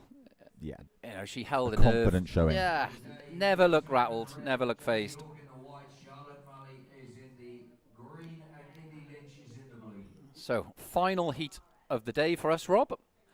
And we're not quite sure what tomorrow will bring, but I think something similar to what we're looking at now. Got the drop in tide and the big tides, which might just help take an edge off the sides. So I think it's meant to be another 2 foot on top potentially really? tomorrow, with stronger winds. So yeah, there were some competitors with tired limbs today. Well, by the end of play tomorrow, they're going to be. Well, do you recall one of the early heats? I think it may have been Lucy Campbell actually. She was sitting fairly comfortably in that heat, and we pondered whether it would be wise for her to come in and rest up or simply enjoy what was going on out there. Yes, we did. Was it Lucy? It was Lucy, and we asked the question, what would you do in that situation? And I think we both decided the surfing or surfers. As Lucy did, and it served her well because she looked so comfortable out there. As we see up and riding here, it's Surfer in green. This is Charlotte Mully of England. Yeah. Lovely hook there. This wave going to reform for her. She's finding loads of speed and a beautiful end section ahead of her, wrapping back towards the white water. And she's going to find one final hit up off the foam, rides out of that with style and poise. Great opener. That was at the very southern extent of the contest area there, so it might have been a bit tricky for our cameras to keep up with her. Great opener there, Rob. Absolutely spanked that last turn. 12 o'clock. A very nice score coming in for Charlotte Mully, I suspect, here. Well, you want to get off to a good start. You know, anyone that's worn a rash vest will know that if you can get an opening ride of note in the first few moments, then it just takes off so much pressure. Yeah, Charlotte Mully drawing first blood, and it's a good score for Charlotte there, a 4.33, a big nerve settler there. Yeah. We saw Lucy Campbell do much the same, and Lucy ended up, leading the heat for the duration of it, and indeed coming away with the victory there. So I wonder if it'll be the same for Charlotte Mully in this heat, but she's got some stiff competition in the form of Ellie Turner, Josie Hawke, and Indy Lynch. I'll tell you what she has got as well, Rob. Seems of quite a generous lull in action to allow her to paddle, which effectively, or essentially, from the shore edge where she finished up, and she's already made pretty good progress back out, and that is just what you want after an opening ride in the first few moments, to get back at the back quickly. That's right. Well, it seems that Charlotte was just far enough south to avoid that kind of that rush of water we're seeing directly in front of the contest at the judging booth and the commentary booth, where the water at the north end of the bay is being pushed in towards the rocks and flying out to sea, a torrent of water in that rip there. But Charlotte somehow managing to avoid that, and she'll make her way back into the lineup fairly quickly. No priority situation being shown on our screen at the minute. With 21 minutes and 40 seconds remaining, the situation is that Charlotte Mully in green of England is out in front. No waves ridden yet for surfers in red, white or blue. No, but there'll be plenty of opportunity. We know that. This certainly isn't one of those events. Look at this right in front. Yeah, I was just about to say, this is certainly not one of those events where you're hoping any waves come. There's plenty of waves, and that right was the kind of wave which would have been a nice dreamy opener. So if you... And the one behind. I can't imagine anybody hasn't been watching for much of the day, but if you've just joined us, we can see now Surfer in red. That's Ellie Turner with a quick in and out, not managing to get into that one, but we're moving towards the end of day one here at the GB Cup 2023. This is quarterfinal heat number 3 of the women's side of the draw. But we've seen some very large, very, very powerful conditions on show today, and 4 seasons in one day weather-wise. The glare seems to have gone now because that big dark cloud that you described earlier, Mark, has moved across in front of the sun, and it's allowing us to see to the south. So perhaps some action. Yeah, I think that dark cloud is lining up for my free surf after the event finishes, so no doubt it'll chuck down. For our viewers at home, we've got 4 cameras set up, one for each of the competitors. There's only 3, one for each of the competitors. So sometimes we're talking about conditions and you might not see them on screen because our cameras are keeping their lenses firmly trained on surfers should they catch a wave, and we will of course bring that to you as and when it happens. And we've taken to our feet, Rob, haven't we, the last 2 heats, because the tide has moved in so close, and that in order to get the best view of the action and where the surfers are, are you standing in the stands? What's the chant in the terraces? I'm not sure. Are you sitting in the stands, and are you standing in the seats, or whatever it is? Well, we're I standing. don't go to enough football games, clearly, No. but we are certainly standing. And we're watching Ellie Turner eye up a right-hander here, and she's in. What's Ellie got for us? Nice opening Stylish catch. wrap there into the whitewater, generating loads of speed up into the lip there. She's going to ride out of this one. Oh, unfortunately coming unstuck. Had she managed to ride out of that one, there was plenty of line, plenty of wave ahead of her. We're going to look for the replay on that one, and Mark, talk us through it. Well, she's eyeing up those inside cleaner rides. She's got a nice, Ellie's got a lovely style, nice little, frontside wrap, and then comes through to the inside, squares it. Looks like she's done the hard work, and I don't know whether she was just eyeing up the shorey and thought, oh, I'm a bit close. But it's almost like she decided to bail there rather than fell. I don't know what you made of that, Rob, but that certainly seems my take. I can tell you what the judges made of it, a 2.67. Now that suggests to me that they didn't see that final manoeuvre as completed. I agree. Which is unfortunate, and I think it may well have been a case, as you described, Ellie eyeing the shore ever so close and opting to jump off before indeed riding up onto the sand or that concrete slipway that adjoins the building we are currently standing in. But it improves her situation. Surfer in green, Charlotte Mully still out in front with that 4.33. Ellie Turner in red in second with a 0.50 and a 2.67. And Josie Hawke and Indy Lynch, fellow Welsh people. Yeah, and look at young so close Josie, to scoring 13 years of age, and she is remarkable. She's out there. She's right up out amongst it. Here we see Surfing Green heat leader Charlotte Mully taking a look at this one. She had first priority. I suspect that will change. Yep, down into second priority now. So Josie Hawke in white with first priority, and waves feathering outside a big set approaching the lineup. What will our surfers make of this? Well, you've got to hand it to young Josie to be out there. It takes a bit of courage when you're that young, and she's 3 foot tall, maybe a bit more, obviously, but she's only a young kid, and she's only just turned 13, so she's out there, she's competing against Ellie Turner, who's a seasoned campaigner, been around a little while on the top end of the women's game in this country, competed on the WQS, and Charlotte Mully, who is equally a highly talented and very experienced surfer, and she's having a look, she's having a go, and that's... As we mentioned passion earlier, and commitment, isn't it? Passion and commitment, and as we mentioned earlier, invaluable experience. These surfers, they're the future of the sport in this country, and they are gaining so much experience, so much exposure to fantastic surfing, and it's only going to be a great thing for their future surfing prospects.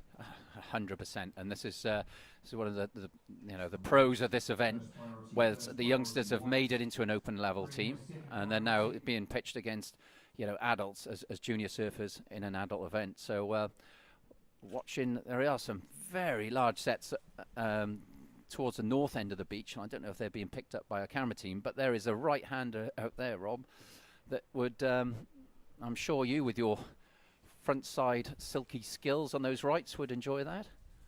Well, I couldn't buy a right out there when I was surfing earlier. It was all less. Away. I was eyeing them up. I just couldn't get near one. But you're right, there are still some lovely waves available here, and that that high tide actually smoothing out a few of the creases brought on by that southerly wind now that is afflicting conditions. It is. And you know what, I'm just glancing to the south here and thinking back to that ride of Ellie and why she, I'd say it appeared for all that I could see that she kicked out and it was an option and which affected her score. But I am looking and I can see there's a great big fence or a bit of fencing that is, you know, designed to hold back the dunes from erosion, and the tide is right up against it, and it is a very steep bank. Now, whether that was in her viewpoint and she felt that being washed up there, or indeed, as you say, the concrete platform that runs up to this lifeguard building, our RNLI, but it seemed an odd decision because it seemed that she was completely in control. So perhaps that was the reason. It'd be interesting to have a chat with her after. Well, it's not affecting her too badly at the minute because she is currently in second position. No waves ridden yet for surfers in white or blue. But it's Charlotte Mully surfing in green still out in front. And here's Mully, heat leader, out on a frothy right-hander, but somehow managing to stick with it, finding space to complete another mid-face turn. Not much lip line on this, but if she, again, had stuck with that, she would have found a little bit on the inside. Again, maybe, like you mentioned, Mark, that fencing, that dune creeping into the peripheral vision of our surfers and prompting them to kick out. So Charlotte Mully with a 4.33 and her second score yet to drop from the judges. It will improve her situation. It will edge her ever further ahead of surfers in second, third and fourth, increasing the requirement. And I'm so we've mentioned Josie Hawke in this heat.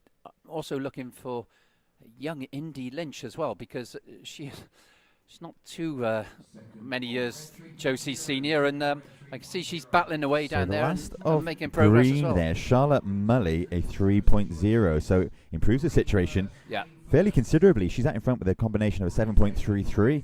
Surfer in red, Ellie Turner, is still in second, but now requiring a 4.66 to move into first, so that would be the highest scoring wave of the heat. Surfer in white, Josie Hawke, and surfer in blue, Indy Lynch, both looking for a 3.18 to move into second. Second position is the one you really need to get into because that's the position that sees you through into the next round. Exactly that. And you know, the scores at the moment, as we know, are good scores between 6 and 7.9. So we're yet to have a good ride in this heat. They're fair, and but I think on a day like today, if you're scoring anything between a 4 and a 5, and you got two of them, you're in a strong position to progress. Absolutely. Either in first or second position, and just keeping an eye on this lineup, which is gone a little swirly, but it's okay. Our surfer's still out there, and Charlotte Mully, I've got to say, I've enjoyed watching her surfing. A backhanded, she's got a really strong approach.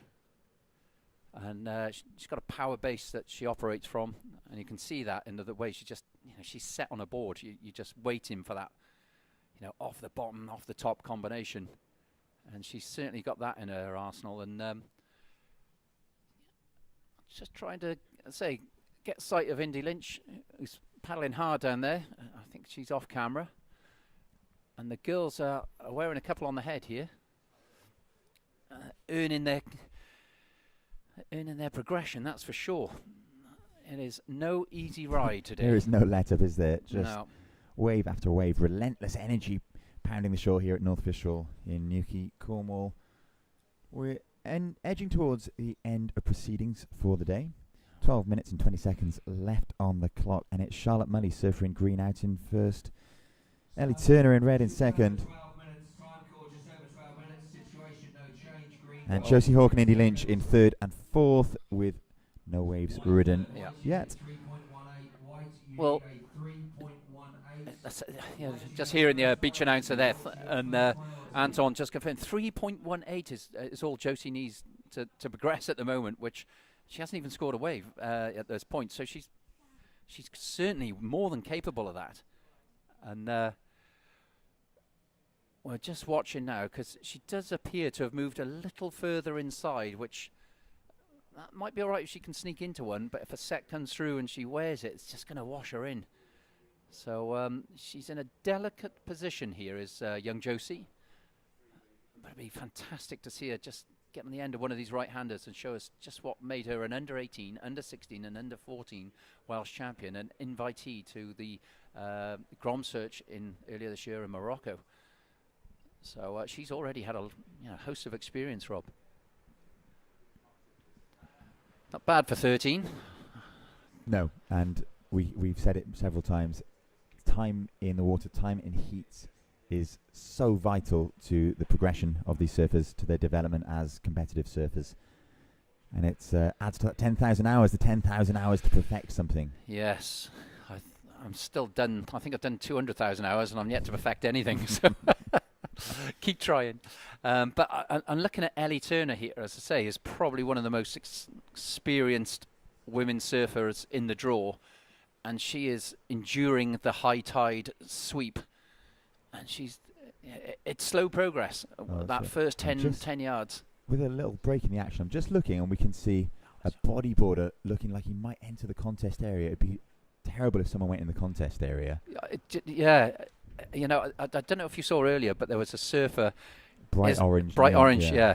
And he was very clear. Well, the commentator, beach announcer, called him out of the competition area.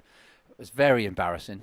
It was. Very embarrassing. It was terrible that we had the replay as well, wasn't it? Yeah. But I'm sure that's going to cost him a round or two at the bar tonight. Well, time's ticking away now, Rob. The situation remains the same, however, Mark, with Charlotte Mully, surfer in green, still in first position, Ellie Turner in red, still in second, and Josie Hawke and Indy Lynch of Wales, both still requiring a 3.18, yet to post a score. These conditions, again, we've said it throughout the day, and we'll say it again, they are extremely challenging. Well, I'm watching the body language here of Charlotte Mully, who's, what do you reckon, 100 yards from us? Not even 75? And, she's paddling strongly, but there's an element of, I'm just about done with this. I think at the minute she knows she's sitting on two pretty good scores, a 4.33 and a 3.0, and she's seeing the mountains of whitewater out to sea. It's it can be quite discouraging when you're on the inside of it. It certainly is, and it's that area that just pins you. It just stops you making any steps or strides forwards, and it's so disheartening. There's so much water marching in from out to sea, isn't there? Pushing you back all of the time, and you're in that deep water, you can't really get any traction either. Yeah, I've just watched poor Josie there, just where she's bailed aboard. She's swore 2 or 3 to the head, and if she can double up, maybe right on her head again. She's bailed again, and don't blame her there, to be fair. I mean, she was out the back only moments ago, and she's been out there for some time, but you can say she's still in a position where she could just pop back out here. Whereas you see Charlotte Mully, if you can see that on your screen, there's 20 yards between them. And if she sneaks under this one, Josie, which it looks as though she may have. She has. Then she's back in that sort of high tide, conveyor belt of the rip running back out. She needs only a 3.18. If she can only get out the back and turn and get one, it's all to play for still. There's 8 minutes remaining in this heat. Yeah. Time aplenty, in fact, to change the situation. What Charlotte about Mully, heat leader, still stuck on that inside section. Like you say, the shoulders have dropped a little bit. Just endless whitewater. I mean, you talk about courage, passion and determination, and I'm watching a very, very young girl here showing oodles of it as she's wearing sets double over her height onto her head on what is a late October evening. The wind's cold. Now, isn't yeah. I'm just feeling it through the window. Is it too early to hug, Rob, to keep warm? Or I'm looking forward to a warm shower. Yeah. I shall be hopefully enjoying the rugby later on. Well, I'm planning a surf. I wouldn't mind another dust down. Wash the day's events down and look forward to a well-earned, cool refreshment, something nice to eat. And 7 minutes remaining. Position remains the same, although, say, Ellie has now punched through the shore break's grip and crawled away free and is now starting to enter the lineup. And young Josie's looking here. No, she decided it's not.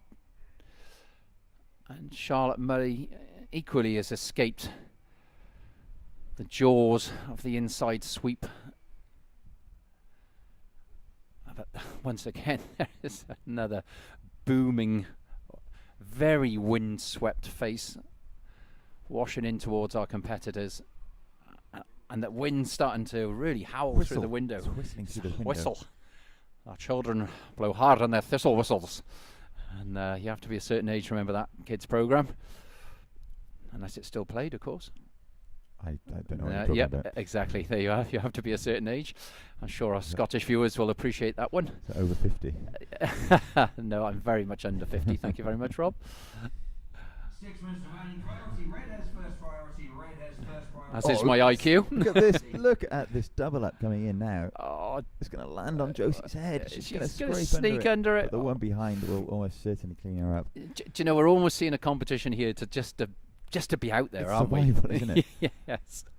Oh my goodness. And I think as surfers, no matter who you are, no matter whether you're It's you know, energy sapping stuff. yeah, for whether everybody. whether you're taking your first steps into learning to surf, or whether you're even Kelly Slater, who I understood had the misfortune of being swept to the beach at the Eddy, and said I think it was the Eddy, or maybe It's it's all another relative, event. isn't it? But he said it was kind of the walk of shame, and he felt embarrassed that he was washed to the beach. Well, the ocean doesn't care who you are, and it has given our competitors a stern test here of their character. And I really hope I'm going to put the microphone next to the window, because that might give the viewers a little, see if it picks up the whistle. I don't know how pleasant that will be for viewers at home. Red first priority. Red first priority. Do White second you know what priority, I'm second priority. also astonished by? And it's sometimes easy to forget, but the endurance and the commitment demonstrated by our camera crew. They've been out on that balcony all day, Yeah, whilst we've been taking nice little breaks. I gotta say, I'm starting to feel that I might have to put a jumper on. I don't know about you. Whilst they're wrapped Bless in their them. winter Thank you woolies. so much to those guys bringing us action Yeah. throughout the day. I noticed they're trying to retreat through the glass now, which isn't going to happen. That wind has suddenly really picked up, hasn't it? You sure you want to go surfing? Yeah. I live for this. I have the a lot of fortune to be able to go surfing and not have children to look after, and making the most of those rare opportunities is key to keeping any sort of form of fitness before we go into the winter and the dark nights. 3 minutes 50 seconds remaining, and this has started to become a victory at sea event, or heat at least. This concluding 25-minute quarter-final 3 of the women's. So this is round 2.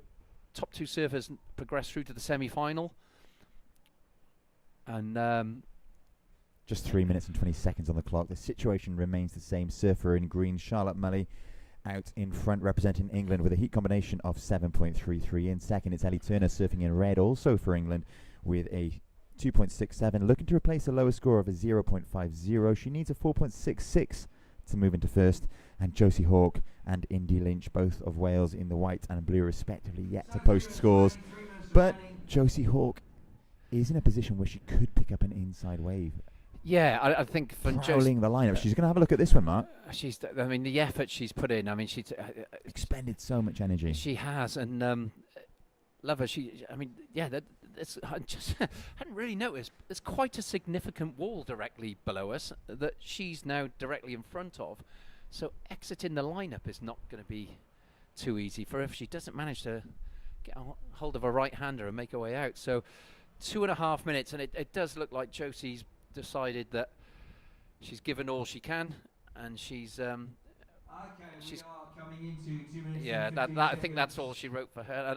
And Indy Lynch, who we have not mentioned too much this heat, and that's purely because we cannot see her to the south, and it's not helped by the only window we have is now covered in raindrops. So it looks like we're not going to have too much of an exciting finish to this heat. It looks like it's done and dusted, and our day is done and dusted. But One of the biggest sets we've seen in the last 40 minutes or so, breaking just south of the contest area now. A long way out to sea, far beyond where anyone is sitting in the lineup. So their sneaker sets are still about. yeah, and I'm just wondering whether that swell direction is due to change for tomorrow. It feels as though it's been coming from the southwest mostly today, Yeah. or straight west. And I wonder tomorrow whether I seem to recall seeing a bit more north. And then we can see on our screens there Josie fair play, what an effort, and of a family and team there. And you So, can just see yeah, how let's- steep that shore break is. Yeah, so Josie's exited the water and she's going to just rinse off because I think she got a bit of a dumping on that inside. Yeah, and As you can you see Ellie Turner yeah, doing something surfing similar. red. So Hats on the back, job well done. Indeed. incredible effort from all of our competitors, and Yeah. I think with just 50 seconds on the clock, anybody Oh, look at not this. out at the back has made that decision to come out. So Isn't this nice? That's Like, you know, awesome. there's Josie there and standing next to Ellie, who undoubtedly she must look up to. And yeah, great scenes here at Fistral, and that is perhaps a lovely way to finish the day. as the sun rears its head once more just before it drops down over the Pentire headland. 30 seconds remaining in this heat, and Well, we can say this heat is done. The progressors are Charlotte Mully, Ellie Turner, and Josie and Indy. Thank you very much for all your efforts and your participation. We very much look forward to joining you tomorrow for a packed day of action, semi-finals and finals, crowning the champions and crowning of the winning nation, of course. That's small matter. that's small matter. So yeah, loads of action to come tomorrow. Excitement aplenty. All of the heats stacked as they have been throughout the entirety of the event. But we'll leave it there as we see yet more sets march into North Fistral here. Quite a in picture, though. Newquay, Cornwall. Diolch yn fawr. Thank you very much for joining us throughout the day. A Look at that. beautiful shot on screen Producer now. Diana is getting very excited by You that can see that sunset glare shot. that we've been contending Yes. with for the last hour and a half, 2 Yeah. hours. Those O'Neill glasses help the retinas there. Robbo, great day. Thank you for your company. Thank you to our production team. Thank you to our officials, judges, and all the participants of this GB surfing event. British Cup 2023. And we'll see you in the morning. We will indeed.